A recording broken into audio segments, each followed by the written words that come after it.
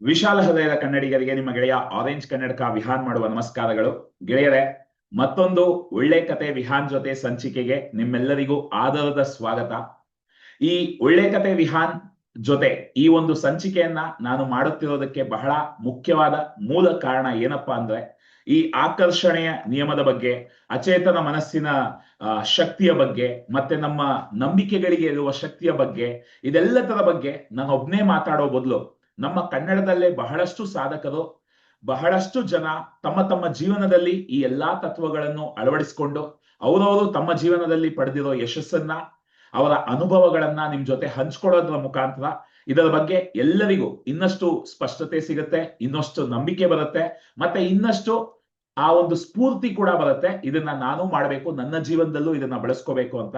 ಹಾಗಾಗಿ ಪ್ರತಿಯೊಂದು ಸಂಚಿಕೆಯಲ್ಲೂ ಯಾರೆಲ್ಲ ಸಾಧನೆ ಮಾಡಿದ್ದಾರೆ, ಯಾರೆಲ್ಲ ತಮ್ಮ ತಮ್ಮ ಜೀವನದಲ್ಲಿ ಈ ಆಕರ್ಷಣೆಯ ನಿಯಮದ ತತ್ವಗಳನ್ನ ಅಳವಡಿಸ್ಕೊಂಡಿದ್ದಾರೆ ಅಂತವ್ರನ್ನ ನಾವು ಅತಿಥಿಯಾಗಿ ಬರಮಾಡಿಕೊಂಡು ಅವರ ಮುಖಾಂತರ ಇದರ ಬಗ್ಗೆ ಇನ್ನಷ್ಟು ಚರ್ಚೆಗಳನ್ನ ಮಾಡ್ತಾ ಇದ್ದೀವಿ. ಅದೇ ನಿಟ್ಟಿನಲ್ಲಿ ಇವತ್ತು ನಮ್ಮ ಕಾರ್ಯಕ್ರಮಕ್ಕೆ ಒಂದು ಬಹಳ ಅದ್ಭುತವಾದ ಒಂದು ವ್ಯಕ್ತಿ ಬರ್ತಾ ಇದ್ದಾರೆ ಮುಖ್ಯ ಅತಿಥಿಯಾಗಿ. ಇವತ್ತಿನ ಅತಿಥಿ ಮುಂದಿನ ಪೀಳಿಗೆಗೆ ನಾಯಕರನ್ನ ಸೃಷ್ಟಿ ಮಾಡುವ ಒಂದು ನಿಟ್ಟಿನಲ್ಲಿ ತಮ್ಮ ಜೀವನವನ್ನು ತಮ್ಮ ಒಂದು ಪಯಣವಾಗಿ ಅರ್ಪಿಸಿಕೊಂಡಿರುವ, ತಮ್ಮನ್ನು ತಾವು ಅರ್ಪಿಸಿಕೊಂಡಿರುವಂತಹ ಒಬ್ಬ ನಾಯಕ.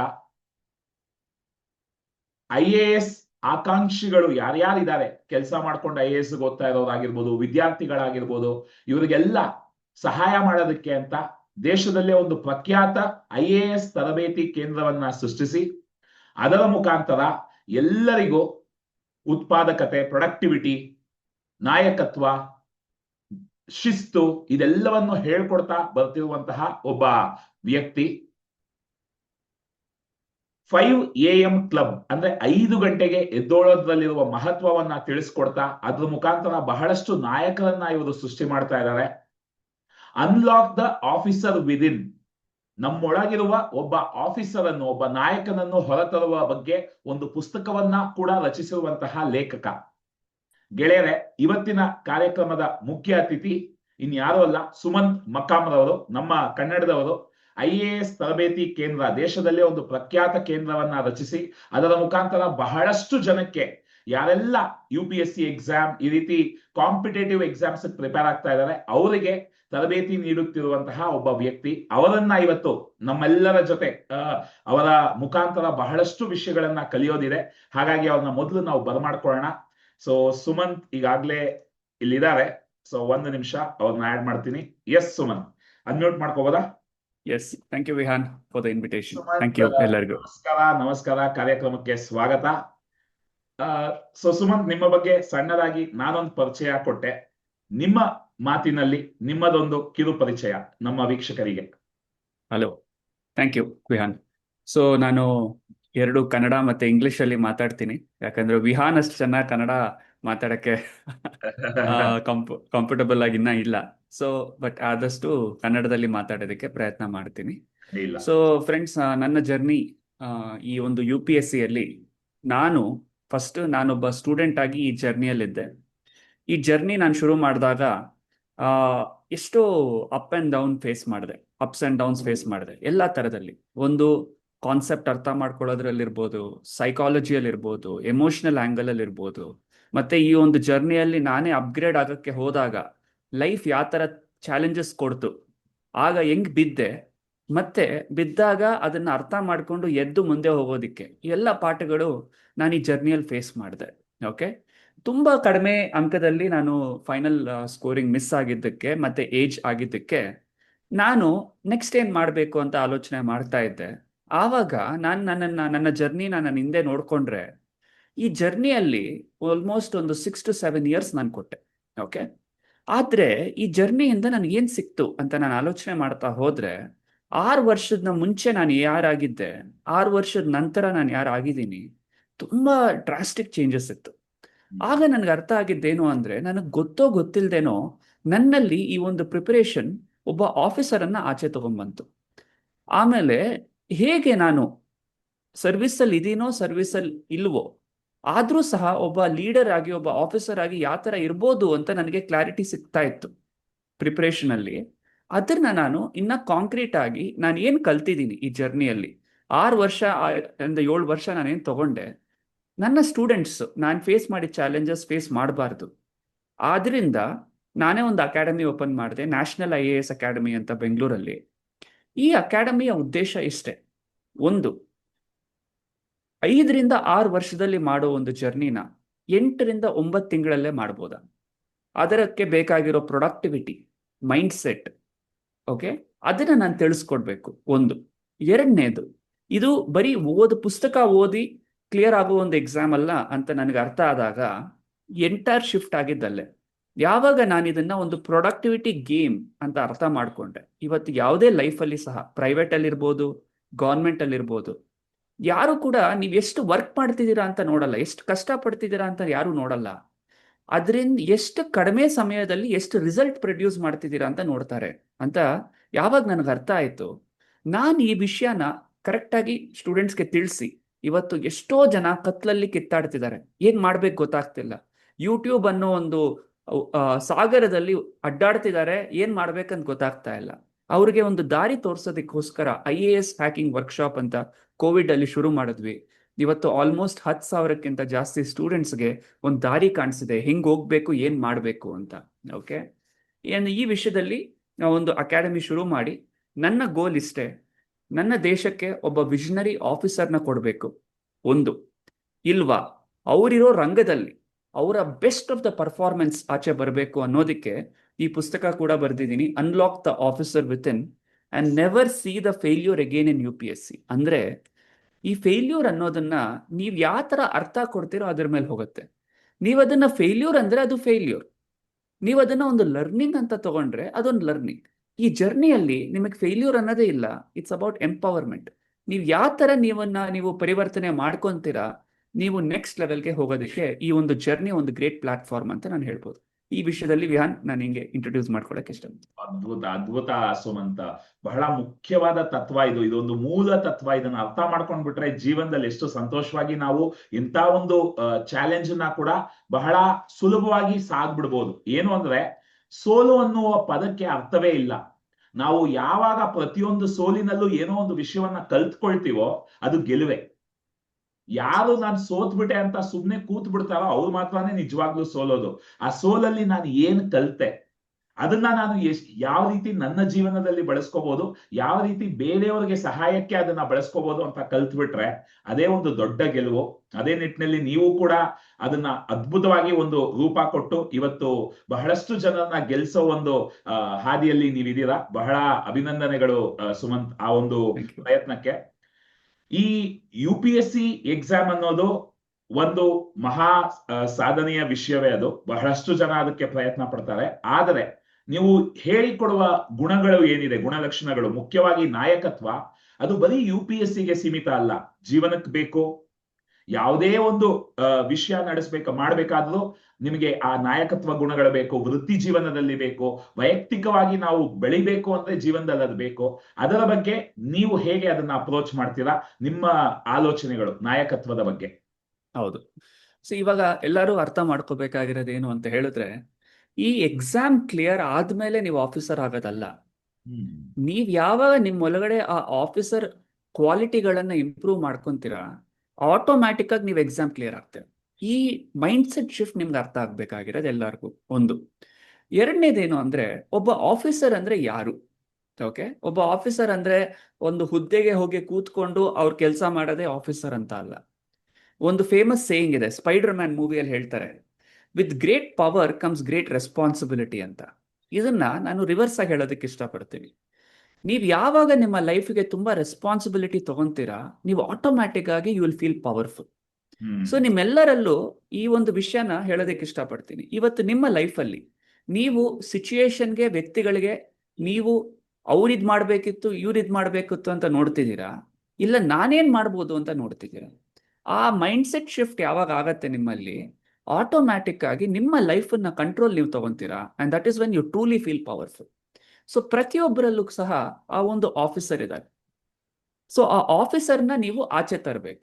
ಆಚೆ ತರಬೇಕು ಅಂದ್ರೆ ನಿಮ್ಮ ಜೀವನದಲ್ಲಿ ಇದನ್ನು ಶುರು ಮಾಡ್ಬೋದು. ನನ್ನ ಜೀವನಕ್ಕೆ ಕೆರಿಯರ್ ಅಲ್ಲಿರ್ಬೋದು, ಆರೋಗ್ಯದಲ್ಲಿರ್ಬೋದು, ಬಾಂಧವ್ಯಗಳಲ್ಲಿರ್ಬೋದು, ನಾನು ನನ್ನ ಜೀವನದಲ್ಲಿ ನಾನು ಬೆಳೆಯೋದಕ್ಕೋಸ್ಕರ ನಾನೇನು ಆಕ್ಷನ್ ತಗೊಂತಾ ಇದ್ದೀನಿ ಅನ್ನೋ ನೀವು ಆಲೋಚನೆ ಮಾಡಿದಾಗ ನಿಮ್ಮ ಒಳಗಡೆ ಒಬ್ಬ ಲೀಡರ್ ಆಚೆ ಬರ್ತಾನೆ. ಒಂದು. ಎರಡನೇದು, ಆಫೀಸರ್ ಅಂದ್ರೆ ಯಾರು? ಆಫೀಸರ್ ಅನ್ನೋದು ವಿಷಯಕ್ಕೆ ಬಂದಾಗ, ಯಾಕೆ ಗವರ್ಮೆಂಟ್ ಹುದ್ದೆಯಲ್ಲಿ ಈ ಎಕ್ಸಾಮ್ ಕ್ಲಿಯರ್ ಆಗಿದ ತಕ್ಷಣ ಒಂದೇ ದಿವಸದಲ್ಲೇ ನಿಮ್ಮನ್ನ ನೋಡೋ ವಿಧಾನನೇ ಚೇಂಜ್ ಆಗತ್ತೆ? ಯಾಕೆ ಅಂದ್ರೆ on officer is a way of life. ಆ ವೇ ಆಫ್ ಲೈಫ್ ಅಂದ್ರೆ ಏನು? ಫಸ್ಟ್ ಅವರು ಡಿಸಿಷನ್ ತಗೊಂತಾರೆ. ಫಸ್ಟ್ ಅವರೊಂದು ಮಾತು ಕೊಡ್ತಾರೆ, ಒಂದು ಡಿಸಿಷನ್ ತಗೊಂತಾರೆ. ಅದಾದ್ಮೇಲೆ ಆ ಡಿಸಿಷನ್ ಸರಿ ಮಾಡೋದಕ್ಕೋಸ್ಕರ ಎಲ್ಲ ಆಕ್ಷನ್ ಸ್ಟೆಪ್ ತಗೊಂತಾರೆ. ಇದಾಗತ್ತೋ ಇಲ್ವೋ, ಮುಂದೆ ಹೋಗ್ಬೋದೋ ಇಲ್ವೋ, ಅದಲ್ಲ. First action, decision. ಆ ಡಿಸಿಷನ್ನ ಸರಿ ಮಾಡೋದಕ್ಕೋಸ್ಕರ ಏನಾದ್ರೂ ರಿವರ್ಸ್ ಇಂಜಿನಿಯರ್ ಮಾಡ್ತಾರೆ, ಅಂದ್ರೆ ಹೊಸ ಸಾಧ್ಯತೆಗಳನ್ನ ಹುಡುಕ್ತಾರೆ. ಆ ಹೊಸ ಸಾಧ್ಯತೆಗಳನ್ನ ಹುಡುಕೋ ಒಂದು ವಿಧಾನ ಇದೆ ನೋಡಿ, that is called leadership. So ನಿಮ್ಮ ಲೈಫಲ್ಲಿ ಈಗ ನ್ಯೂಟನ್ ಒಂದು ಎಕ್ಸಾಂಪಲ್ ಕೊಡೋದಕ್ಕೆ ಇಷ್ಟಪಡ್ತೀನಿ. ಈ ಬಲ್ಬನ್ನ ಇನ್ವೆಂಟ್ ಮಾಡಿರೋ ಒಬ್ಬ ವ್ಯಕ್ತಿ, ಸೈಂಟಿಸ್ಟ್. ಅವರನ್ನ ಒಬ್ಬರ ಇಂಟರ್ವ್ಯೂಯರ್ ಹೋಗ್ಬಿಟ್ಟು ಕೇಳಿದ್ರು, ಸರ್ ನೀವು ಆಲ್ಮೋಸ್ಟ್ ಒಂದು 1500 ಸತಿ ನೀವು ಎಕ್ಸ್ಪೆರಿಮೆಂಟ್ ಮಾಡಿದ್ದೀರಾ, ನೀವು ಬಲ್ಬು ಕಂಡುಹಿಡಿಯಕ್ಕಾಗಿಲ್ಲ, ಹಿಂಗ್ ಅನ್ಸತ್ತೆ ನಿಮಗೆ ಅಂತ ಕೇಳಿದ್ರು. ಆಗ ನ್ಯೂಟನ್ ಹೇಳಿದ್ದು, ನಾನು 1500 ಸತಿ ಸೋತಿಲ್ಲ, ನಾನು 1500 ವಿಧಾನಗಳನ್ನ ಅರ್ಥ ಮಾಡ್ಕೊಂಡ್ರೆ ಹೇಗೆ ಬಲ್ಬನ್ನ ಮಾಡಬಾರ್ದು ಅಂತ. ಸೊ ಒಬ್ಬ ಆಫೀಸರ್ನ ಮೈಂಡ್ ಸೆಟ್ ಏನು ಅಂದ್ರೆ, ನಾನು ಯಾವುದೇ ಕೆಲಸ ಮಾಡ್ತಿದ್ರು ಸಹ ಎಷ್ಟು ಹೊಸ ಸಾಧ್ಯತೆಗಳನ್ನ ನಾನು ಹುಡುಕ್ತಾ ಇದ್ದೀನಿ. ನಾನು ಯಾವತ್ತು ನನಗೆ ಆಗಲ್ಲ ಅಂದ್ರೆ ನನ್ನ ಮೈಂಡ್ ಶಟ್ ಡೌನ್ ಆಗ್ಬಿಡತ್ತೆ. ಆದ್ರೆ ಎಲ್ಲರೂ ಟ್ರೈ ಮಾಡಿ ನನಗೆ ಆಗಲ್ಲ ಅನ್ನೋ ಬದಲು ನನಗೆ ಗೊತ್ತಿಲ್ಲ ಅಂತ ಹೇಳಿ ನಿಮ್ಮ ಮೈಂಡ್ಗೆ. ಆಗ ನೋಡಿ ನಿಮ್ಮ ಮೈಂಡ್ ಏನ್ ಹೇಳುತ್ತೆ ಅಂತ, ಓ ಎಲ್ಲಿಂದ ತಿಳ್ಕೊಬೋದು, ನಾನು ಏನ್ ಮಾಡ್ಬೋದು, ಯಾರನ್ನ ಪರಿಚಯ ಮಾಡ್ಕೋಬಹುದು ಅಂತ ಮುಂದೆ ಹೋಗೋ ಒಂದು mindset is leadership. So ಇವೆಲ್ಲ ಎಕ್ಸಾಂಪಲ್ ಇಂದ ನಾನು ಹೇಳಕ್ ಏನ್ ಇಷ್ಟಪಡ್ತೀನಿ ಅಂದ್ರೆ, UPSC preparation is a way of life. It's the way you think, the way you see. ಈ ಪ್ರಿಪರೇಷನ್ ಅಲ್ಲಿ ನಿಮಗೆ ಬರೀ ಪುಸ್ತಕದಿಂದ ಅಲ್ಲ ಕಂಟೆಂಟ್ ಸಿಗೋದು. ನೀವು ಯಾವತ್ತು ಈ ಪ್ರಿಪರೇಷನ್ನ ನೀವು ಲೈಫ್ ಅಂತ ಅರ್ಥ ಮಾಡ್ಕೊಂತೀರಾ, ನೀವು ಓದೋ ಪುಸ್ತಕಗಳಿರ್ಬೋದು, ನೀವು ಹೋಗೋ ಜಾಗಗಳಿರ್ಬೋದು, ನೀವು ನೋಡೋ ಮೂವಿಗಳಿರ್ಬೋದು, ಪ್ರತಿಯೊಂದು ಸಹ ಈ ಎಕ್ಸಾಮ್ಗೆ ಬೇಕಾಗಿರೋ ಕಂಟೆಂಟ್ ಕೊಡುತ್ತೆ. ನಿಮ್ಗೊಂದು ಎಕ್ಸಾಂಪಲ್ ಕೊಡ್ತೀನಿ ವಿಹಾನ್. ಈ ವರ್ಷದ ಪ್ರಶ್ನೆ UPSC ಏನ್ ಗೊತ್ತಾ? There is no path to happiness, happiness is the path. ಇದು ಎಸ್ಸೆ. ನೀವು ಅನ್ಕೋಬಹುದು ಇದೇನಿದು ಫಿಲಾಸಫಿ ಎಸ್ಸೆ ಕೊಟ್ಟು, ಯಾವುದೋ ಒಂದು ಸ್ಪಿರಿಚುವಲ್ ಆರ್ಗನೈಸೇಷನ್ ಕೊಡೋ ಎಸ್ಸೆ UPSC ಅಲ್ಲಿ ಕೊಟ್ಟಿದ್ದಾರೆ ಅಂತ. ಇದು ಈ ವರ್ಷದ UPSC ಎಸ್ಸೆ ಪೇಪರ್. ಈ ಎಸ್ಸೆ ಹೆಂಗ್ ಕೊಟ್ಟಿದ್ದಾರೆ, ಅವ್ರು ಚೆಕ್ ಮಾಡ್ತಾ ಇರೋದು ಈ ಎಸ್ಸೆಗೆ ನಿಮ್ಮ ಜೀವನದ ಮೂಲಕ, ನಿಮ್ಮ ಅರ್ಥದ ಮೂಲಕ, ನಿಮ್ಮ ಸಬ್ಜೆಕ್ಟ್ ನ ಮೂಲಕ ಹೇಗೆ ಈ ಎಸ್ಸೆನ ಕಾನ್ಸೆಪ್ಚುಲೈಸ್ ಮಾಡ್ತಿದ್ದೀರಾ ಅನ್ನೋ ಒಂದು ಸ್ಕಿಲ್ ನ ಇಲ್ಲಿ ಚೆಕ್ ಮಾಡ್ತಿದ್ದಾರೆ. ಆ ಒಂದು ಸ್ಕಿಲ್ ನಿಮಗೆ ಬಂದ್ರೆ you are clearing the exam. ಇದಕ್ಕೆ ಎಲ್ಲಿ ಸಿಗತ್ತೆ ಉತ್ತರ? That's why it's called it's a way of life. Yes, super super, ಅದ್ಭುತ. ಆಕ್ಚುಲಿ ಅದೇ ಈಗ UPSC ಎಕ್ಸಾಮ್ ಅಂದ್ರೇನೆ ಬಹಳಷ್ಟು ಜನ ಎಷ್ಟೊಂದು ಓದ್ಬೇಕು, ಎಷ್ಟೊಂದು ಸಿಲೆಬಸ್ ಇದೆ, ಇದನ್ನ ಮಾತಾಡ್ತಾರೆ, ಇದ್ರ ಬಗ್ಗೆ ಯೋಚಿಸ್ತಾರೆ. ಆದ್ರೆ ಇದು ಬಹಳ ಮಾನಸಿಕ ಪಾಂಡಿತ್ಯ, ಇದು ಮಾನಸಿಕ ಶಕ್ತಿಯನ್ನ ಪಾಂಡಿತ್ಯ, ಮತ್ತೆ ಈ ನಮ್ಮ ಈ ಏನಂತೀವಿ ಸುಪ್ತ ಮನಸ್ಸು ಅಂತ ಏನ್ ಹೇಳ್ತೀವಿ, ಅದನ್ನ ನಾವು ಗೆಲ್ತೀವಿ. ನಮ್ಮ ಸುಪ್ತ ಮನಸ್ಸಲ್ಲಿ ಬಹಳಷ್ಟು ಸೀಮಿತ ನಂಬಿಕೆಗಳು, ಸೀಮಿತ ಭಾವನೆಗಳು, ಇದೆಲ್ಲ ಏನಿದೆ, ಇದನ್ನ ಗೆದ್ದು ಬರೋದಿದೆಯಲ್ಲ, ಇದು ಜಸ್ಟ್ ಒಂದು ಪುಸ್ತಕ ಓದೋದಕ್ಕಿಂತ ದೊಡ್ಡ ಒಂದು ವಿಷಯ ಇದು ಅಂತ ನನ್ನ ಅನಿಸಿಕೆ. ನಿಮಗೆ ಇದ್ರ ಬಗ್ಗೆ ಏನನ್ಸುತ್ತೆ ಸುಮನ್? ಹೌದು, ಫಸ್ಟ್ ಆಫ್ ಆಲ್ ನಾನು ಹೇಳ್ತೀನಿ, ಈ ಎಕ್ಸಾಮ್ ಅಲ್ಲಿ ನಾಲೆಡ್ಜ್ ಅನ್ನೋದನ್ನ ಡಿಫೈನ್ ಆಗಿಲ್ಲ. ಇಲ್ಲಿವರೆಗೂ ನೀವೆಲ್ಲ ಹೆಂಗ್ ಓದ್ ಬಂದಿದ್ದೀರಾ? ನೀವು ಸ್ಕೂಲಲ್ಲಿ ಒಂದು ಪುಸ್ತಕ ಕೊಡ್ತಾರೆ, ಆ ಪುಸ್ತಕನ ಓದ್ಬಿಟ್ಟು ಆ ಪುಸ್ತಕದಿಂದ ಪ್ರಶ್ನೆಗಳು ಬರುತ್ತೆ, ನೀವು ಅಲ್ಲಿ ಎಕ್ಸಾಮ್ ಬರೆದು ಬರ್ತೀರಾ. ಇದೇ ಪರಿಚಯ ಆಗಿರೋದು ನಿಮಗೆ ಎಜುಕೇಶನ್ ಬಗ್ಗೆ. ಆಲ್ಮೋಸ್ಟ್ 20 ವರ್ಷ ನೀವೇನು ಓದಿದ್ದೀರಾ ಹಿಂಗೆ ಓದಿದ್ದೀರಾ. ಸಡನ್ ಆಗಿ ನೀವು UPSCಗೆ ಬಂದಾಗ ಏನಾಗುತ್ತೆ ಗೊತ್ತಾ? ಪುಸ್ತಕ ಯಾವ್ದು ಓದ್ಬೇಕು ಅಂತ ಎಲ್ಲೂ ಹೇಳಲಿಲ್ಲ, ನೋಟಿಫಿಕೇಶನ್ ಅಲ್ಲಿ ಎಲ್ಲೂ ಹೇಳಲ್ಲ. ಎರಡನೇದು, ಸಿಲೆಬಸ್ ಏನು ಅಂತ ಕ್ಲಿಯರ್ ಆಗಿ ಡಿಫೈನ್ ಆಗಲ್ಲ. ಫಾರ್ ಎಕ್ಸಾಂಪಲ್ ಕೊಡ್ತೀನಿ, 18ನೇ ಸೆಂಚುರಿಯ ಇಂಪಾರ್ಟೆಂಟ್ ಇವೆಂಟ್ಸ್ ಅಂತ ಹೇಳ್ತಾರೆ, ಏನಂತ ಕಲಿತೀರಾ ಅದರಲ್ಲಿ? ಓಕೆ. ಮೂರನೇದು, ಯಾವ ತರ ಕ್ವಶನ್ ಪೇಪರ್ ಬರುತ್ತೆ ಅಂತ ಯಾರು ಹೇಳಕ್ಕಾಗಲ್ಲ. ಸೊ ಈಗ ಪುಸ್ತಕನೇ ಇಲ್ಲ ಏನ್ ಓದ್ಬೇಕು ಅಂದ್ರೆ ನೀವೇನು ಓದ್ತೀರಾ ಪುಸ್ತಕ? UPSC ನೋಟಿಫಿಕೇಶನ್ ಅಲ್ಲಿ ಹೇಳ್ತಾರೆ, all questions can be answered by a well educated person. Who is that well educated person ಅಂತ ಯಾರನ್ನೂ ಡಿಫೈನ್ ಮಾಡಿಲ್ಲ. ಅಂದ್ರೆ ನೀವು MBA ಮಾಡಿದ್ರೆ ವೆಲ್ ಎಜುಕೇಟೆಡ್ ಪರ್ಸನ್ ಇಲ್ಲ ಅಂತ ಹೇಳಿದ್ರೆ, ಒಬ್ಬ ಪಾಡ್ಕಾಸ್ಟ್ ನಡೆಸ್ತಿದ್ರೆ ವೆಲ್ ಎಜುಕೇಟೆಡ್ ಪರ್ಸನ್, ಒಬ್ಬ ಪಾಡ್ಕಾಸ್ಟ್ ಅಲ್ಲಿ ಮಾತಾಡ್ತಿದ್ರೆ ವೆಲ್ ಎಜುಕೇಟೆಡ್ ಪರ್ಸನ್ ಅಲ್ಲ. ಇಲ್ಲಿ ಅರ್ಥ ಮಾಡ್ಕೋಬೇಕಾಗಿರೋದು ಅದರ ಡೆಫಿನಿಷನ್ ಎಲ್ಲ, ನೀವು ಅದಕ್ಕೆ ಆ ಡೆಫಿನಿಷನ್ಗೆ ನೀವು ಅರ್ಥ ಕೊಡಬೇಕು ನಿಮ್ಮ ಆನ್ಸರ್ ಮೂಲಕ, ನಿಮ್ಮ ನಡವಳಿಕೆ ಮೂಲಕ. ಇದು ಮೇನ್ ಇರೋದು. ಸೊ ಒಬ್ಬ ಆಫೀಸರ್ ಹುದ್ದೆಯಲ್ಲಿ ಇರೋ ವ್ಯಕ್ತಿ, ಅವರ ಬ್ಯಾಕ್ಗ್ರೌಂಡ್ ಏನು, ಅವರು ಎಷ್ಟು ಡಿಗ್ರಿಗಳು ಮಾಡಿದ್ದಾರೆ, ಅದನ್ನ ಯಾರೂ ನೋಡಲ್ಲ, ಯಾವ ಜನನೂ ನೋಡಲ್ಲ. ಇವತ್ತು ನರೇಂದ್ರ ಮೋದಿ ಅವರೊಂದು ದೊಡ್ಡ ಹುದ್ದೆಯಲ್ಲಿದ್ದಾರೆ, ಈಸ್ 3 ಟೈಮ್ ಪ್ರೈಮ್ ಮಿನಿಸ್ಟರ್. ಅವರ ಗ್ರಾಜುಯೇಷನ್ ಮಾಡಿದಾರ, ಅವ್ರು ಎಷ್ಟು ಓದಿದ್ದಾರೆ, ಯಾರನ್ನ ನೋಡ್ತಾರ? ಇಲ್ಲ. ಅವರ ನಡವಳಿಕೆ ಯಾವ ಥರ ಇದೆ, ಅವರ ಒಂದು ಲೀಡರ್ಶಿಪ್ ಯಾವ ಥರ ಇದೆ ಅಂತ ನೋಡ್ತಾರೆ. ಇದಕ್ಕೂ ಎಜುಕೇಶನ್ಗೆ ಲಿಂಕ್ ಇಲ್ಲ. ಇದೊಂದು ಫಸ್ಟ್ ಲಾಜಿಕ್ ಅರ್ಥ ಮಾಡ್ಕೋಬೇಕು. ಎರಡನೇದು, ಚಿಕ್ಕ ವಯಸ್ಸಿಂದ ಎಲ್ಲ ಹೇಳ್ಕೊಟ್ಟಿರೋದೇನು ಅಂದ್ರೆ ಕಷ್ಟಪಡಿ ಎಲ್ಲ ಸಿಗತ್ತೆ ಅಂತ. ಸೊ ಯಾರಿಗೆ ಹಾರ್ಡ್ ವರ್ಕಿಂಗ್ ಮೈಂಡ್ ಸೆಟ್ ಇರುತ್ತೆ, ಅವರು ಯಾವುದೇ ಕೆಲ್ಸಕ್ಕೆ ಹೋದ್ರೂ ಸಹ ಕಷ್ಟ ಪಡಬೇಕು ಅಂತ ಮುಂದೆ ಹೋಗ್ಬಿಡ್ತಾರೆ ಬಿಟ್ರೆ, ಒಂದು ಕೂತ್ಕೊಂಡು ಸ್ಟ್ರಾಟಜಿ ಆಲೋಚನೆ ಮಾಡಲ್ಲ. ಸೊ ಈ ಒಂದು ಎಕ್ಸಾಮನ್ನ ಯಾವ ಥರ ಡಿಸೈನ್ ಮಾಡಿದ್ದಾರೆ ಅಂದ್ರೆ, ಈ ಎಕ್ಸಾಮ್ ಅಲ್ಲಿ ನೀವು ಒಂದು ಆಫೀಸರ್ ಆಗಿ ಅನ್ಲಾಕ್ ಆಗ್ತದೆ, ನೀವು ಆಟೋಮ್ಯಾಟಿಕ್ ಆಗಿ ಕ್ಲಿಯರ್ ಆಗ್ತೀರಾ. ಸೊ ಈ ಎಕ್ಸಾಮ್ ಅನ್ನ ಅರ್ಥ ಮಾಡಿಸೋದಕ್ಕೋಸ್ಕರ ವಿಹಾನ್ ಒಂದು ಎಕ್ಸಾಂಪಲ್ ಕೊಡ್ತೀನಿ. ಈ ಎಕ್ಸಾಮ್ ಸಿಲೆಬಸ್ ತುಂಬಾ ದೊಡ್ಡದು ಅಂತ ಹೇಳ್ತೀರಾ, ಹೌದಾ? ಈ ಎಕ್ಸಾಮ್ ಅನ್ನ ಒಂದು ಡಿಸ್ಟ್ರಿಕ್ಟ್ ತರ ತಗೋಣ. ನೀವೊಂದು IAS ಆಫೀಸರ್ ಆದ್ರೆ ಡಿಸ್ಟ್ರಿಕ್ಟ್ ಕಲೆಕ್ಟರ್ ಆಗ್ತೀರಾ. ಓಕೆ, ಒಂದು ಡಿಸ್ಟ್ರಿಕ್ಟ್ ಎಷ್ಟು ದೊಡ್ಡದು, ಫಾರ್ ಎಕ್ಸಾಂಪಲ್ ಹೇಳ್ಬೇಕು ಅಂದ್ರೆ ಹಾಸನ್ ಅನ್ನೋದು ಒಂದು ಡಿಸ್ಟ್ರಿಕ್ಟ್, ಅಷ್ಟು ದೊಡ್ಡದು ಏರಿಯಾ. ನೀವ್ ಹೇಳಿ, ಒಬ್ಬ ಆಫೀಸರ್ ಆದ್ರೆ ಡೈರೆಕ್ಟ್ ಆಗಿ ಫಸ್ಟ್ ಪ್ರತಿ ಮನೆಗೂ ಹೋಗ್ಬಿಟ್ಟು ಚೆನ್ನಾಗಿದ್ದೀರಾ ಅಂತ ಕೇಳ್ಕೊಂಡು ಹೋಗ್ತೀರಾ? ಇಲ್ಲ, ಪ್ರೀವಿಯಸ್ ಆಗಿ ಯಾರು ಡಿಸ್ಟ್ರಿಕ್ಟ್ ಕಲೆಕ್ಟರ್ ಇದ್ರು ಅವ್ರೇನ್ ಮಾಡಿದ್ರು, ಮತ್ತೆ ಈಗ ಡಿಸ್ಟ್ರಿಕ್ಟ್ ಅಲ್ಲಿ ಏನು ಇಂಪಾರ್ಟೆಂಟ್ ಪ್ರಾಬ್ಲಮ್ ನಾನು ಸಾಲ್ವ್ ಮಾಡಬೇಕು ಅಂತ ನೋಡ್ತೀರಾ, ಹೌದಾ? ನೀವು ಸುಮ್ಮನೆ ಹೋಗ್ಬಿಟ್ಟು ಪ್ರತಿ ಮನೆಗೆ ಹೋಗ್ಬಿಟ್ಟು ಕೇಳಲ್ವಲ್ಲ, ಚೆನ್ನಾಗಿದ್ದೀರಾ ಅಂತ ಕೇಳ್ಕೊಂಡು ಹೋಗಲ್ವಲ್ಲ, ಹೌದಾ? ಸಿಮಿಲರ್ ಆಗಿ UPSC ಯಲ್ಲೂ ಅಷ್ಟೇ. UPSC ಯಲ್ಲಿ ಹಿಸ್ಟ್ರಿ ಓದಬೇಕು ಅಂದ್ರೆ, ಫಾರ್ ಎಕ್ಸಾಂಪಲ್ ಒಬ್ಬ ಗಾಂಧೀಜಿ ಅನ್ನೋ ಒಂದು ವ್ಯಕ್ತಿನ ಓದಬೇಕು ಅಂದ್ರೆ, ನೀವು ಎಷ್ಟೇ ವರ್ಷ ಓದಿದ್ರು ಸಹ ಗಾಂಧೀಜಿಯನ್ನ ಕಂಪ್ಲೀಟ್ ಮಾಡೋಕ್ಕಾಗಲ್ಲ. ಆದ್ರೆ ನೀವು ಅದ್ರ PhD ಮಾಡಕ್ ಬಂದಿದ್ದೀರಾ, ಇಲ್ಲಿ ಆಫೀಸರ್ ಆಗಕ್ ಬಂದಿದ್ದೀರಾ ಅಂತ ನೀವು ಕ್ಲಾರಿಟಿ ತಗೋಬೇಕು.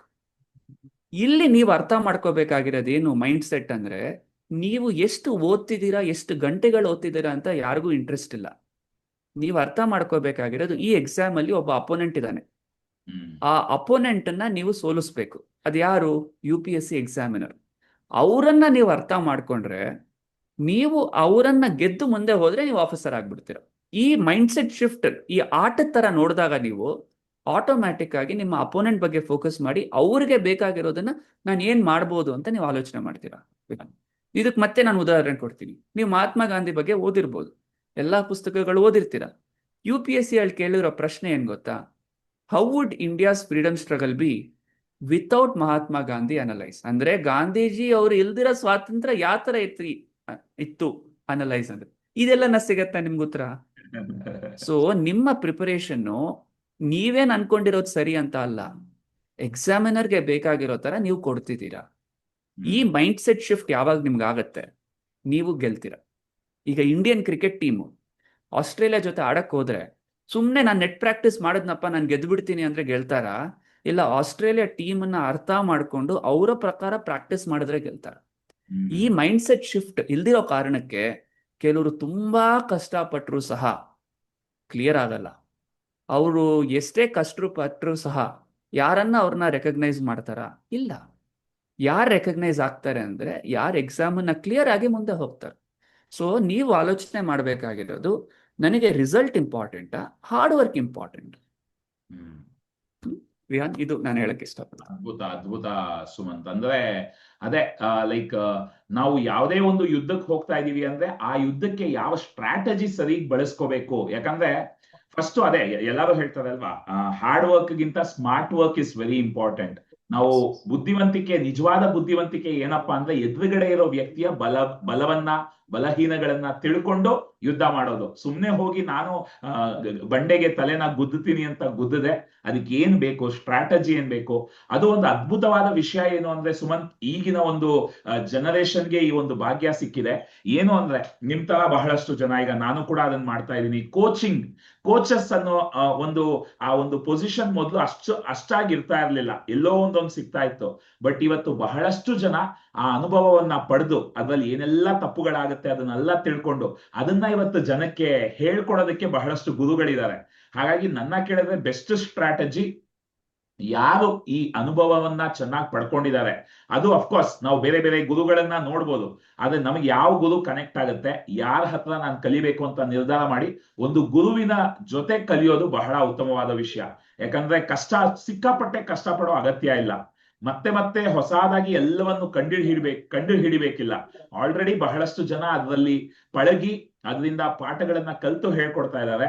ಸೊ ಅಂತವ್ರ ಹತ್ರ ಸುಮಂತ್ ಕೂಡ ಆ ನಿಟ್ಟಿನಲ್ಲಿ ಒಬ್ರು ಆ ಕೆಲಸವನ್ನ ಮಾಡ್ತಿರೋರು. ಸೊ ಅದ್ಭುತ ಸುಮಂತ್, ಬಹಳ ಅದ್ಭುತವಾಗಿ ಹೇಳಿದ್ರೆ. ಮೂಲತಃ ನಾನು ಕೂಡ ಇದೇ ತರ ನಮ್ಮ ಗುರುಗಳ ಹತ್ರ ಆಕರ್ಷಣೆಯ ನಿಯಮವನ್ನ ಕಲ್ತ್ಕೊಂಡೆ. ಈ ಲಾ ಆಫ್ ಅಟ್ರಾಕ್ಷನ್ ಆ ಪದ ಹೊಸದು ನಮ್ಗೆ. ಆಕ್ಚುಲಿ ನಮ್ ಗುರುಗಳೇ ಹೇಳ್ತಾರೆ, ಕೃಷ್ಣ ಭಗವದ್ಗೀತೆನಲ್ಲಿ ಅವತ್ತೇ ಹೇಳಿದಾನೆ ಈ ಲಾ ಆಫ್ ಅಟ್ರಾಕ್ಷನ್ ಅಲ್ಲ, ಇದೇನ್ ಹೊಸದಲ್ಲ ಅಂತ. ಸೊ ಲಾ ಆಫ್ ಅಟ್ರಾಕ್ಷನ್ ಅಂದ್ರೆ ಬೇಸಿಕಲಿ ನಮ್ಗೆ ಏನ್ ಬೇಕೋ ಅದ್ರ ಮೇಲೆ ಹೆಚ್ಚು ಗಮನ ಹರಿಸೋದು, ಏನ್ ಬೇಡವೋ ಅದನ್ನ ಫೋಕಸ್ ಮಾಡದೇ ಇರೋದು. ಸೊ ಈ ಮೂಲ ತತ್ವಗಳೇನಿದೆ law of attraction, subconscious mind, ಅದನ್ನ ನೀವು ನಿಮ್ಮ ತರಬೇತಿನಲ್ಲಿ ಹೇಗ್ ಬಳಸ್ಕೊಳ್ತೀರಾ ಸುಮಂತ್? Absolutely yes Vihaan. ಈ ಪ್ರಶ್ನೆಗಿಂತ ಮುಂಚೆ ಇನ್ನೊಂದು ಪಾಯಿಂಟ್ ನಾನು ಆಡ್ ಮಾಡ್ತೀನಿ. ನೀವು ಹೇಳಿದ್ರಿ ಕೋಚಸ್ ಬಗ್ಗೆ. ಇವತ್ತು ನಮ್ಮ ಎಜುಕೇಶನ್ ಸಿಸ್ಟಮ್ ಅಲ್ಲಿ ಏನಾಗ್ತಾ ಇದೆ ಅಂದ್ರೆ, ಸ್ಕೂಲ್ಗಳಲ್ಲಿ ಕಾಲೇಜ್ಗಳಲ್ಲಿ ಯಾರು ಟೀಚರ್ಗಳಾಗಿದ್ದಾರೆ, ಇವತ್ತು ಟೀಚಿಂಗ್ ಪ್ರೊಫೆಷನ್ಗೆ ಯಾವುದೂ ಕೆಲಸ ಸಿಕ್ಕಿಲ್ಲ ಅಂದ್ರೆ ಲಾಸ್ಟ್ ಆಪ್ಷನ್ ಆಗಿ ಟೀಚರ್ಗಳಾಗಿ ಹೋಗ್ತಾ ಇದ್ದಾರೆ ಬಿಟ್ರೆ, ಮೆಜಾರಿಟಿ ಆಗಿ ಯಾರಿಗೆ ತುಂಬಾ ಪ್ಯಾಷನ್ ಇದೆಯೋ ಅವ್ರು ಟೀಚರ್ಗಳಾಗ್ತಾ ಇಲ್ಲ. ಮೊದಲನೇದು. ಎರಡನೇದೇನು ಅಂತ ಹೇಳಿದ್ರೆ, ಇವತ್ತು ಕೋಚಿಂಗ್ ರೆವಲ್ಯೂಷನ್ ಅಂತ ಏನಾಗ್ತಾ ಇದೆ ನಮ್ಮ ಕಂಟ್ರಿಯಲ್ಲಿ, ಎಷ್ಟೋ ಜನದ ಹತ್ರ ಎಷ್ಟೋ ಜ್ಞಾನ ಇದೆ. ಸಿಂಪಲ್ ಆಗಿ ಹೇಳ್ಬೇಕಂದ್ರೆ ವಿಹಾನ್, ಈಗ ನನಗೆ ಕ್ಯಾಮ್ರಾ ಬಗ್ಗೆ ಗೊತ್ತಿಲ್ಲ, ಈ ಮೊಬೈಲ್ ಫೋನಲ್ಲಿ ನನಗೆ ಫೋಟೋ ಹೇಗೆ ತೆಗಿಬೇಕು ಅಂತ ಸರಿ ಗೊತ್ತಿಲ್ಲ. ಫೋನ್ ಅಪ್ಗ್ರೇಡ್ ಮಾಡ್ತಾ ಇದೀನಿ ಬಿಟ್ರೆ ಫೋಟೋ ಅಂತೂ ಚೆನ್ನಾಗಿ ಬರ್ತಾ ಇಲ್ಲ. ಈಗ ನಾನು ಫೋಟೋ ಹೆಂಗ್ ಹೊಡಿಬೇಕು ಅಂತ ಕಲಿಬೇಕು ಅಂದ್ರೆ ಬೆಸ್ಟ್ ಪರ್ಸನ್ ನಾನು ನಿಮ್ಮ ಹತ್ರ ಬಂದು ಕೇಳಿದ್ರೆ ನಿಮ್ಮ ಜ್ಞಾನ ನನಗೆ ಕೊಡ್ತೀರಾ. ಈಗ ನಾನೇ ಫಿಗರ್ ಔಟ್ ಮಾಡಿ ನಾನ್ ಫೋಟೋ ಹೊಡಿಯೋದನ್ನ ಕಲ್ತ್ರೆ ಎಷ್ಟು ಟೈಮ್ ಆಗತ್ತೆ, ವರ್ಸಸ್ ಒಂದು ನಿಮ್ಮ ಹತ್ರ ಅಡ್ವೈಸ್ ಟಿಪ್ ತಗೊಂಡು ಅದನ್ನ ಇಂಪ್ಲಿಮೆಂಟ್ ಮಾಡಿದ್ರೆ ಎಷ್ಟು ಬೇಗ ನಾನು ಕಲಿಬಹುದು. ಇದನ್ನೇ ನನಗೆ ಅರ್ಥ ಆಗಿದ್ದು ಕೋವಿಡ್ ಟೈಮಲ್ಲಿ ಟೈಮ್ ಕಂಪ್ರೆಷನ್ ವಿತ್ ಮೆಂಟಾರ್ಶಿಪ್ ಅಂತ. ಟೈಮ್ ಕಂಪ್ರೆಷನ್ ಅಂದ್ರೆ ಯಾವುದೇ ರಂಗದಲ್ಲಿ ಸಹ ಯಾವುದೇ ಒಂದು ಸ್ಕಿಲ್ ನಾನು ಕಲಿಬೇಕು ಅಂತ ಹೇಳಿದ್ರೆ, ಆಲ್ರೆಡಿ ಕಲ್ತಿರೋ ಒಬ್ಬ ವ್ಯಕ್ತಿ ಇದ್ದಾನೆ, ನಾನು ಕೂತ್ಕೊಂಡು ಫಿಗರ್ ಔಟ್ ಮಾಡೋ ಅವಶ್ಯಕತೆ ಇಲ್ಲ. ಅವರ ಒಂದು ಜ್ಞಾನನ ನಾನು ಡೌನ್ಲೋಡ್ ಮಾಡ್ಕೊಂಡ್ರೆ ಅವರು 5 ವರ್ಷ ತಗೊಂಡಿರ್ಬೋದು, ನಾನು ಅದನ್ನ 6 ತಿಂಗಳಲ್ಲಿ ಇಲ್ಲ 3 ತಿಂಗಳಲ್ಲಿ ನಾನು ಕಡಿಮೆ ಮಾಡ್ಕೋಬಹುದು. ಈಗ ವಿಹಾನ್, ನೀವೊಂದು ಫಿಲ್ಮ್ ಮೇಕರ್ ಆಗೋದಕ್ಕೆ ಎಷ್ಟು ವರ್ಷ ಪ್ರಯತ್ನ ಮಾಡಿದೀರಾ. ಈಗ ನಾನು ಫಿಲ್ಮ್ ಮೇಕಿಂಗ್ ಕಲಿಬೇಕು ಅಂದ್ರೆ ನಾನು ನಿಮ್ಮ ಹತ್ರ ಬಂದ್ರೆ ಸಾಕು, ಅದನ್ನ ನೀವು ಎಷ್ಟು ವರ್ಷ ತಗೊಂಡಿದ್ದೀರಾ ಅದನ್ನ ನಾನು ಕೆಲವೇ ತಿಂಗಳಲ್ಲೇ ಹೇಳ್ಕೊಡೋ ಒಂದು ಸಾಧ್ಯತೆ ಇದೆ. ಎಲ್ಲರಿಗೂ ನಾನು ಹೇಳೋದಿಷ್ಟೇ, ನನಗೆ ಅರ್ಥ ಆಗಿದ್ದು, ಯಾವಾಗ ಒಬ್ಬ ಮೆಂಟರ್ ಅಲ್ಲಿ ನಾನು ಇನ್ವೆಸ್ಟ್ ಮಾಡಿದ್ರೆ ನನ್ನ ಟೈಮ್ ಕಡಿಮೆ ಆಗತ್ತೆ ಅಂತ ನನಗೆ ಯಾವಾಗ ಅರ್ಥ ಆಯ್ತು, ಕೋವಿಡ್ ಟೈಮಲ್ಲಿ ಜಸ್ಟ್ 4 ದಿವಸ ಕೋವಿಡ್ ಮದುವೆ ಆಯ್ತು, 4 ದಿವಸದಲ್ಲಿ ಕೋವಿಡ್ ಇಂದ ಕಂಪ್ಲೀಟ್ ಕಂಟ್ರಿ ಶಟ್ ಡೌನ್ ಆಗೋಯ್ತು. ನನಗೆ ಕಂಪ್ಲೀಟ್ ಆಗಿ ಏನ್ ಬಿಸ್ನೆಸ್ ಸೆಟಪ್ ಮಾಡಿದ್ದೆ ಆಫ್ಲೈನ್ ಅಲ್ಲಿ, ಇನ್ಸ್ಟಿಟ್ಯೂಟ್ ಕಂಪ್ಲೀಟ್ ಕ್ಲೋಸ್. ಹೆಂಗಿರುತ್ತೆ 4 ದಿವಸ ಆಗಿ ಮದುವೆ ಫುಲ್ ಶಟ್ ಡೌನ್ ಆಗ್ಬಿಟ್ರೆ. ಆವಾಗ ನನಗೆ ಕರೆಕ್ಟ್ ಆಗಿರೋ ಮೆಂಟರ್ ಸಿಕ್ಕಿದ್ದಕ್ಕೆ, ಹೇಗೆ ಆನ್ಲೈನ್ ಅಲ್ಲಿ ನಾನು ಬೆಳಿಬೋದು ಅನ್ನೋ ಒಂದು ಐಡಿಯಾ ಸಿಕ್ಕಿದ್ದಕ್ಕೆ, ಇವತ್ತು ನಾನು ಭಾರತದಲ್ಲಿರೋ ಎಲ್ಲ ಸ್ಟೂಡೆಂಟ್ಸ್ಗೆ, ಯಾರ್ಯಾರು ವರ್ಕಿಂಗ್ ಪ್ರೊಫೆಷನಲ್ಸ್ ಇದ್ದಾರೆ, ಅವರನ್ನ ಯಾವ ತರ ಗೈಡ್ ಮಾಡ್ಬೋದು ಬೆಂಗಳೂರಲ್ಲೇ ಕೂತ್ಕೊಂಡು ಅನ್ನೋ ಒಂದು ಜ್ಞಾನ ನನಗೆ ಸಿಕ್ತು.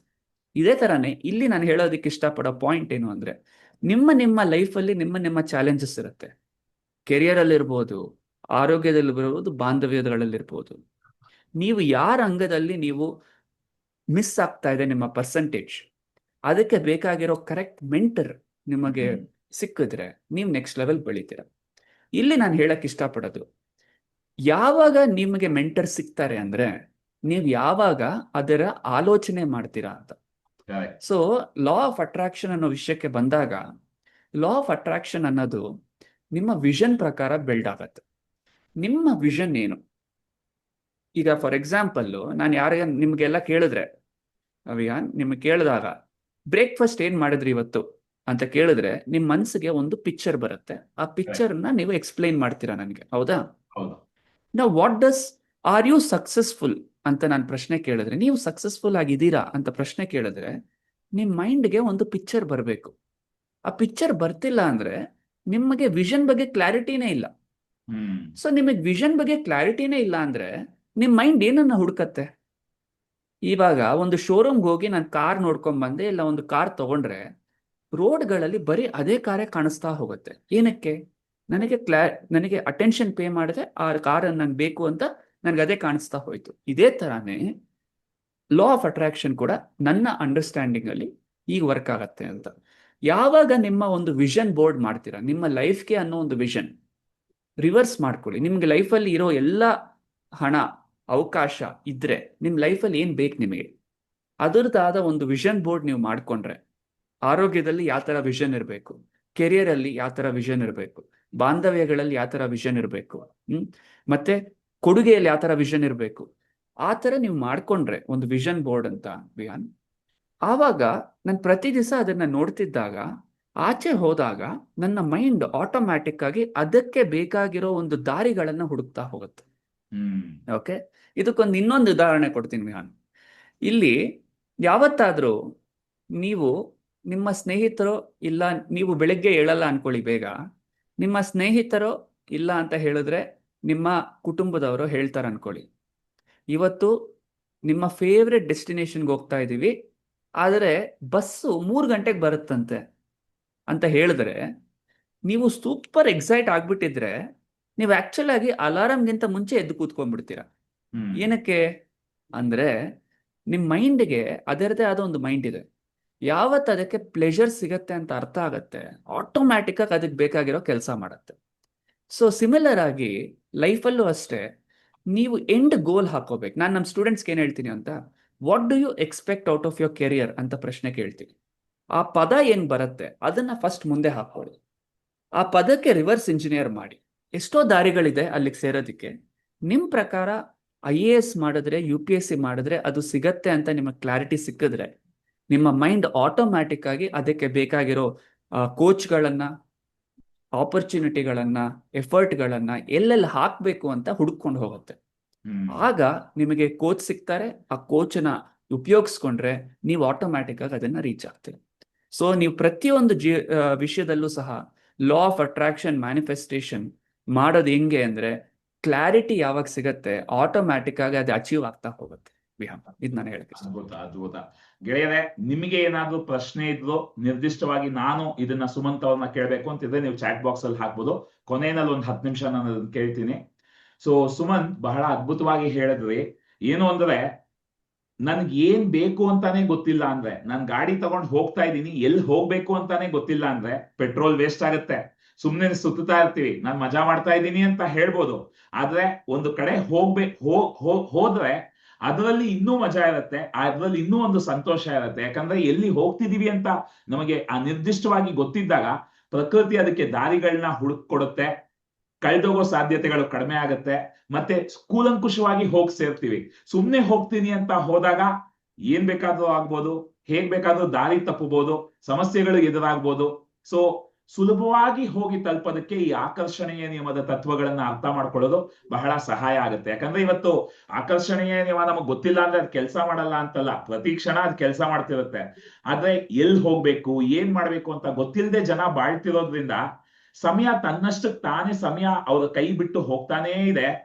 ಆಮೇಲೆ ಎಲ್ಲೋ ಒಂದ್ ಕಡೆ ನಿಂತು ಅಯ್ಯೋ ಎಲ್ಲಿ ಬಂದ್ ನಿಂತೆ ನಾನು, ಏನ್ ಮಾಡಿದೆ ನನ್ನ ಜೀವನದಲ್ಲಿ ಅಂತ ಅವಾಗ ಯೋಚಿಸ್ತಾರೆ ಜನ. ಯಾವಾಗ ನೀವು ಹೇಳ್ದಂಗೆ ಒಂದು ಗುರಿಯನ್ನ ಇಟ್ಕೊಂಡು, ಒಂದು ಲಕ್ಷ್ಯವನ್ನ ಇಟ್ಕೊಂಡು ಮುಂದಕ್ಕೆ ಹೋಗ್ತೀವೋ, ಬಹಳ ಒಂಥರ ಅದ್ಭುತವಾದ ಜೀವನ ರೂಪುಗೊಳ್ಳುತ್ತೆ. ಅದ್ಭುತ. ಈಗ ಮುಖ್ಯವಾಗಿ ಈ UPSC ಅನ್ನೋ ವಿಷಯಕ್ಕೆ ಬರೋದಾದ್ರೆ, ಅದು ಒಂದು ಎಕ್ಸಾಮ್ ಅನ್ನೋ ಒಂದು ಪದಕ್ಕೆ ಬಹಳಷ್ಟು ಜನರ ಮನಸ್ಸಿನಲ್ಲಿ ಬಹಳ ಭಯ ಇದೆ. ಈಗ ಹೇಗೆ ಒಂದು ಹುಲಿ, ಸಿಂಹ ಅಂದ್ರೆ ಭಯ ಬರುತ್ತೋ, ಆ ರೀತಿ ಎಕ್ಸಾಮ್ ಅನ್ನೋ ಒಂದು ಪದ ಕೇಳಿದ್ರೆ ಬರೀ UPSC ಎಕ್ಸಾಮ್ ಅಂತಲ್ಲ, ಇವತ್ತು ಸ್ಕೂಲಲ್ಲಿ ನಡೆಯೋ ಎಕ್ಸಾಮ್ ಅನ್ನ ಆ ಪದ ಕೇಳಿದ್ರು ಜನಕ್ಕೆ ಭಯ ಬರುತ್ತೆ. ಮತ್ತೆ ನಮ್ಮ ಮನಸ್ಸಲ್ಲಿ ಎಷ್ಟೊಂದು ಈ ಮೆಂಟಲ್ ಬ್ಲಾಕ್ಸ್ ಅಂತೀವಲ್ಲ, ಮಾನಸಿಕ ಅಡಚಣೆಗಳು, ಈ ಮೆಂಟಲ್ ಬ್ಲಾಕ್ಸೇ ಸಿಕ್ಕಾಪಟ್ಟೆ ಮನುಷ್ಯನಿಗೆ ಸಮಸ್ಯೆ. ನೀವು ಹೇಳ್ದಂಗೆ ಆ ಎಕ್ಸಾಮಿನಲ್ಲಿ ಏನು ಪ್ರಶ್ನೆಗಳು ಬರುತ್ತೆ ಅನ್ನೋದಲ್ಲ, ಅದರ ಬಗ್ಗೆ ನಮಗಿರುವ ಒಂದು ಮಾನಸಿಕ ಒತ್ತಡ, ಭಯ. ಸೊ ಇದನ್ನ ನೀವು ನಿಮ್ಮ ಒಂದು ತರಬೇತಿನಲ್ಲಿ ಯಾವ ರೀತಿ ಹ್ಯಾಂಡಲ್ ಮಾಡ್ತೀರಾ ಸುಮಂತ್? ಅಬ್ಸಲ್ಯೂಟ್ಲಿ. ಇಲ್ಲಿ ನೀವು ಹೇಳ್ದಂಗೆ ಎಕ್ಸಾಮ್ ಅಂದಿದ ತಕ್ಷಣ ನಿಮ್ಮ ಅಸೋಸಿಯೇಷನ್ ಯಾವ ತರ ಇದೆ ಆ ಪದಕ್ಕೆ, ಅದರ ಪ್ರಕಾರ ನಿಮ್ಮ ಒಳಗಡೆ ಫೀಲಿಂಗ್ ಬಿಲ್ಡ್ ಆಗುತ್ತೆ.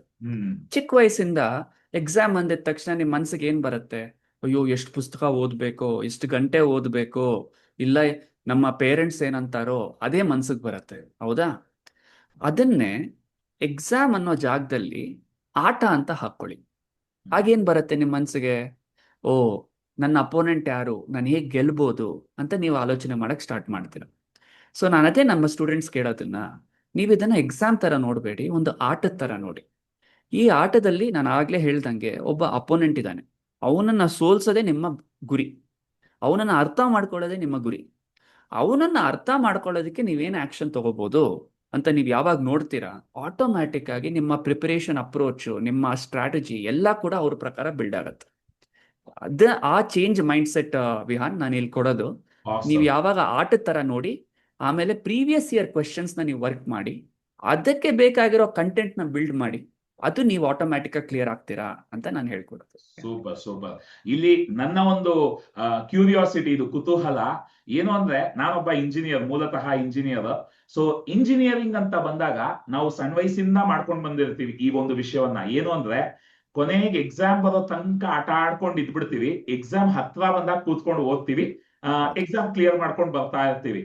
ಇಂಜಿನಿಯರಿಂಗ್ ಅಲ್ಲೂ ನಾನು ಅದೇ ತರ ಮಾಡಿದ್ದು. ಆದ್ರೆ ಈ ಕೆಲವು ಕಾಂಪಿಟೇಟಿವ್ ಎಕ್ಸಾಮ್ಸ್ ಏನಿದೆ, ಈಗ CA ಎಕ್ಸಾಮ್ ಆಗಿರ್ಬೋದು ಅಥವಾ UPSC ಎಕ್ಸಾಮ್ ಆಗಿರ್ಬೋದು, ಹಾಗೆ ಮಾಡೋದಕ್ಕಾಗಲ್ಲ ಅಂತಾರೆ. ಸೊ ನೀವು ಆ ರೀತಿ ಉದಾಹರಣೆಗಳಿದ್ಯಾ? ಲೈಕ್ ಅಫ್ಕೋರ್ಸ್ ನೀವು ಹೇಳ್ದಂಗೆ ಎಷ್ಟೊಂದು ಈಗ ಜೀವನದ ಬಗ್ಗೆ ಗೊತ್ತಿದ್ರೇನು ಬರೀಬಹುದು ಅನ್ನೋ ತರ ನನಗೆ ಈಗ ಅನ್ನಿಸ್ತು ನೀವು ಆ ಪ್ರಶ್ನೆಗಳ ಉದಾಹರಣೆಗಳು ಕೊಟ್ಟಾಗ. ಬಟ್ ಈ UPSC ಎಕ್ಸಾಮ್ಗೆ ಪ್ರಿಪೇರ್ ಆಗೋದು ಆ ತರ ಹೆದರ್ಕೊಳ್ಳೋದು ಉಂಟಾ, ಅಥವಾ ಅದನ್ನ ಹೇಗೆ ಹ್ಯಾಂಡಲ್ ಮಾಡ್ತಾರೆ ಸುಮನ್? ಇದಕ್ಕೆ ನೀವು ಸಿಂಪಲ್ ಆಗಿ ಎಕ್ಸಾಂಪಲ್ ಕೊಡ್ತೀನಿ. UPSC preparation is a habit, ಅದೊಂದು ಅಭ್ಯಾಸ. ಈಗ ಫಾರ್ ಎಕ್ಸಾಂಪಲ್ UPSC ನ ತೆಗೆದ್ಬಿಟ್ಟು ಇದೇ ಜಾಗದಲ್ಲೇ ನೀವು ಗಿಟಾರ್ ಕಲಿಬೇಕು ಅನ್ಕೊಳ್ಳಿ. ಮೊದಲನೇ ದಿವಸನೇ ಗಿಟಾರ್ ಕೂತ್ಕೊಂಡು ಬಾರ್ಸಕ್ ಸ್ಟಾರ್ಟ್ ಮಾಡ್ಬಿಡ್ತೀರಾ? ಇಲ್ವಲ್ಲ. ಫಸ್ಟ್ ಏನ್ ಮಾಡ್ತೀರಾ, ಗಿಟಾರನ್ನ ನಿಮ್ಮ ಇಟ್ಕೊಂಡು ಸ್ಟ್ರಿಂಗ್ ಏನು, ಯಾವ ತರ ಇಟ್ಕೋಬೇಕು ಅವೆಲ್ಲ ಕಲಿತೀರಾ, ಹೌದಾ? ಇದನ್ನೇನಂತಾರೆ ಹ್ಯಾಬಿಟ್ ಬಿಲ್ಡಿಂಗ್ ಅಲ್ಲಿ ಹ್ಯಾಬಿಟ್ ಇನಿಸಿಯೇಷನ್ ಅಂತಾರೆ. ಇದನ್ನೇ UPSC ಪ್ರಿಪರೇಷನ್ ಅಲ್ಲಿ ಬಂದಾಗ ಸಹ UPSC ಪ್ರಿಪರೇಷನ್ ಸ್ಕೀಮ್ ಏನು, ಅಪ್ರೋಚ್ ಏನು, ಯಾವ ತರ ಕಲಿಬೇಕು, ಯಾವ ತರ ಅಪ್ರೋಚ್ ಮಾಡ್ಬೇಕು ಕ್ವೆಶನ್ಸ್ ಅನ್ನ ಫಸ್ಟ್ ಅರ್ಥ ಮಾಡ್ಕೋಬೇಕು. ಎರಡನೇದೇನು, ಮತ್ತೆ ಗಿಟಾರ್ ಎಕ್ಸಾಂಪಲ್ ತಗೋಣ. ಗಿಟಾರ್ನ ಇಟ್ಕೊಂಡು ಬಾರ್ಸೋದಕ್ಕೆ ಸ್ಟಾರ್ಟ್ ಮಾಡ್ತೀರಾ, ಓಕೆ? ಅಲ್ಲಿ ನೀವು ಕೆಲವು ತಪ್ಪುಗಳನ್ನ ಮಾಡ್ತೀರಾ. ಇದೇ ಇಂಪಾರ್ಟೆಂಟ್ ಆಂಗಲ್ ನೋಡ್ಬೇಕು. ಈ ತಪ್ಪುಗಳನ್ನ ಸರಿ ಮಾಡ್ಕೊಳ್ದೆ ಆ ಥರನೇ ಬಾರಿಸ್ತಾ ಇದ್ರೆ ಏನಾಗತ್ತೆ, ನಾಳೆ ದಿವಸ ಸಬ್ಕಾನ್ಶಿಯಸ್ಲಿ ಆ ತಪ್ಪನ್ನೇ ನೀವು ಮಾಡ್ತಾ ಹೋಗ್ಬಿಟ್ಟಿರ್ತೀರಾ. UPSC ಅಲ್ಲೂ ಸಹ ಈ stage of habit building is called as habit stabilisation ಅಂತಾರೆ. UPSC ಅಲ್ಲೂ ಸಹ ನೀವು ನೋಟ್ಸ್ ಮಾಡೋದಿರ್ಬೋದು, ಆನ್ಸರ್ ಬರೆಯೋದಿರ್ಬೋದು, ನೀವು ಕಲಿಯೋ ವಿಧಾನ ಇರ್ಬೋದು, ನೀವು ಮಾಡೋವಾಗ ತಪ್ಪುಗಳನ್ನ ಮಾಡ್ತೀರಾ. ಅಲ್ಲಿ ಒಬ್ಬ ಕೋಚ್ ಇರ್ತಾನೆ, ಅದನ್ನ ಕಾನ್ಸ್ಟೆಂಟ್ ಆಗಿ ಕರೆಕ್ಟ್ ಮಾಡ್ತಾ ಇದ್ದಾಗ ನೀವು ಕರೆಕ್ಟ್ ದಾರಿಯಲ್ಲಿ ಇರ್ತೀರಾ. ಇದನ್ನ ಹ್ಯಾಬಿಟ್ ಸ್ಟೆಬಿಲೈಸೇಷನ್ ಅಂತ. ಕೊನೆಯ ರಂಗದಲ್ಲಿ ನೀವು ಗಿಟಾರನ್ನ ಯಾವ ತರ ಬಾರಿಸೋದಕ್ಕೆ ಕಲ್ತಿರ್ತೀರಾ ಅಂದ್ರೆ, ಯಾರೇ ಬಾರಿಸ್ತಿದ್ರು ಸಹ ಅವ್ರ ಜೊತೆ ಆಟೋಮ್ಯಾಟಿಕ್ ಆಗಿ ನೀವು ಸಿಂಕ್ ಆಗ್ಬಿಡ್ತೀರಾ. ಇಲ್ಲ, ನಿಮ್ಮ ರಾಗಗಳು ಆಟೋಮ್ಯಾಟಿಕ್ ಆಗಿ ಬರುತ್ತೆ. ಇಲ್ಲಿ ನೀವು ಎಫರ್ಟ್ ಹಾಕೋ ಕೆಲಸನೇ ಇಲ್ಲ, ಎಫರ್ಟ್ಲೆಸ್ಲಿ ನೀವು ಬಾರಿಸ್ತಿರ್ತೀರಾ, ಹೌದಾ? ಮೂವಿಗಳಲ್ಲಿ ನೀವು ನೋಡಿರ್ತೀರ, ಎಫರ್ಟ್ಲೆಸ್ ಆಗಿ ಬಾರಿಸ್ತಾ ಇರ್ತಾರೆ. ಆ ಲೆವೆಲ್ಗೆ ನೀವು UPSC ಪ್ರಿಪರೇಷನ್ ತಗೊಂಡೋಗ್ಬೇಕು. ಎಲ್ಲಿ ಅಂದ್ರೆ, ಪ್ರಶ್ನೆ ಯಾವ್ದು ಬರುತ್ತೆ ಅಂತ ಯಾರಿಗೂ ಗೊತ್ತಿಲ್ಲ. ಪ್ರಶ್ನೆ ಯಾವ್ದಾದ್ರೂ ಕೊಡ್ಲಿ, ಅದಕ್ಕೆ ನಾನೊಂದು ಕನ್ವಿನ್ಸಿಂಗ್ ಆನ್ಸರ್ ಬರೆಯೋ ಒಂದು ಕೇಪಬಿಲಿಟಿ ನನಗಿದೆ ಅನ್ನೋ ಒಂದು ಲೆವೆಲ್ ಹೋಗ್ತೇವೆ. ಸೊ ಇದನ್ನ ವಿಹಾನ್, ಜಸ್ಟ್ ಲೈಕ್ ಪ್ಲೇಯಿಂಗ್ ಅ ಗಿಟಾರ್, UPSC ಪ್ರಿಪರೇಷನ್ ಕೂಡ ಒಂದು ಅಭ್ಯಾಸ. ಸೊ ಹೇಗೆ ಗಿಟಾರನ್ನ ನೀವು ಒಂದೇ ದಿವಸದಲ್ಲೇ ನೆನ್ನೆ ಕಲ್ತ್ಬಿಟ್ಟು ಇವತ್ತು ಮಾಡ್ಬಿಡ್ತೀರಾ ಅನ್ನೋದಕ್ಕಾಗಲ್ವೋ, UPSC ಅನ್ನು ಸಹ it's not A conscious learning, it's a sub conscious learning. Sub conscious ಅಂದ್ರೆ ನಮ್ಮ ಸುಪ್ತ ಮನಸ್ಸಿಗೆ ಆ ಒಂದು ಕಂಟೆಂಟ್ ಹೋಗ್ಬೇಕು ಅಂದ್ರೆ ಕನ್ಸಿಸ್ಟೆಂಟ್ ಆಗಿ ಅಭ್ಯಾಸ ಮಾಡೋದನ್ನ ಕಲಿಬೇಕು. ಸೊ ಈಗ ನಾನು ಮತ್ತೆ ಆ ಪ್ರಶ್ನೆ ಹೇಳಿದ್ನಲ್ಲ, there is no path to happiness, happiness is the path ಅನ್ನೋ ಒಂದು ವಿಷಯಕ್ಕೆ ಬಂದಾಗ, ಅಲ್ಲಿ ಆ ಪ್ರಶ್ನೆಗೆ ನಿಮ್ಗೆ ಎಲ್ಲೂ ಕೂಡ ಉತ್ತರ ಇಲ್ಲ. ನೀವು ಆ ಉತ್ತರನ ಕನ್ಸ್ಟ್ರಕ್ಟ್ ಮಾಡೋ ಒಂದು ಅಬಿಲಿಟಿ ಬರ್ಬೇಕು. It's like an art. ಆ ಆರ್ಟ್ ಮಾಡೋ ಒಂದು ಅಭ್ಯಾಸನೇ you take a time over a period. ಅದ್ ನಾನು ಹೇಳಕ್ ಇಷ್ಟ. Super super. ಈ ಬೆಳಗ್ಗೆ 5 ಗಂಟೆಗೆ ಎದ್ದೋಳೋ ಒಂದು ಅಭ್ಯಾಸ ಏನಿದೆ, ನೀವು 5 AM ಕ್ಲಬ್ ಬಗ್ಗೆ ಮಾತಾಡಿದ್ರಿ, 5 AM ಕ್ಲಬ್ ನಾನು ನಡೆಸ್ತೀನಿ ಅಂದ್ರಿ. ಸೊ ಈ 5 ಗಂಟೆಗೆ ಎದ್ದೋಳೋ ಅಭ್ಯಾಸ ಇದೆ, ಇದರ ಮಹತ್ವ ಏನು ಸುಮನ್ ಜೀವನದಲ್ಲಿ? Absolutely. See when you win your morning, you win your day. ಈಗ ನನಗೆ ಗೊತ್ತಿಲ್ದೇನೋ ಇಲ್ಲಿ ನೋಡಿ, ಒಂದು ಹೇಳಕ್ ಇಷ್ಟಪಡ್ತೀನಿ, ಪ್ರತಿಯೊಬ್ರು ಕೂಡ ಬೆಳಗ್ಗೆ ಹೇಳೋದಕ್ಕೆ not necessary that every one are comfortable. Hmm ಕೆಲವರು ಮಾರ್ನಿಂಗ್ ಪರ್ಸನ್ ಅಂತಿರ್ತಾರೆ, ಕೆಲವರು ಲೇಟ್ ನೈಟ್ ಪೀಪಲ್ ಅಂತಿರ್ತಾರೆ. ಬಟ್ ಹಾಗಿದ್ರೂ ಸಹ ಯಾಕೆ ಮಾರ್ನಿಂಗ್ ಹೇಳ್ಬೇಕು ಅನ್ನೋ ಒಂದು ವಿಷಯಕ್ಕೆ ಬಂದಾಗ, all the successful people in the world, ಓಕೆನಾ, ಅವರು ಬೆಳಗ್ಗೆ ಹೇಳ್ತಾರೆ.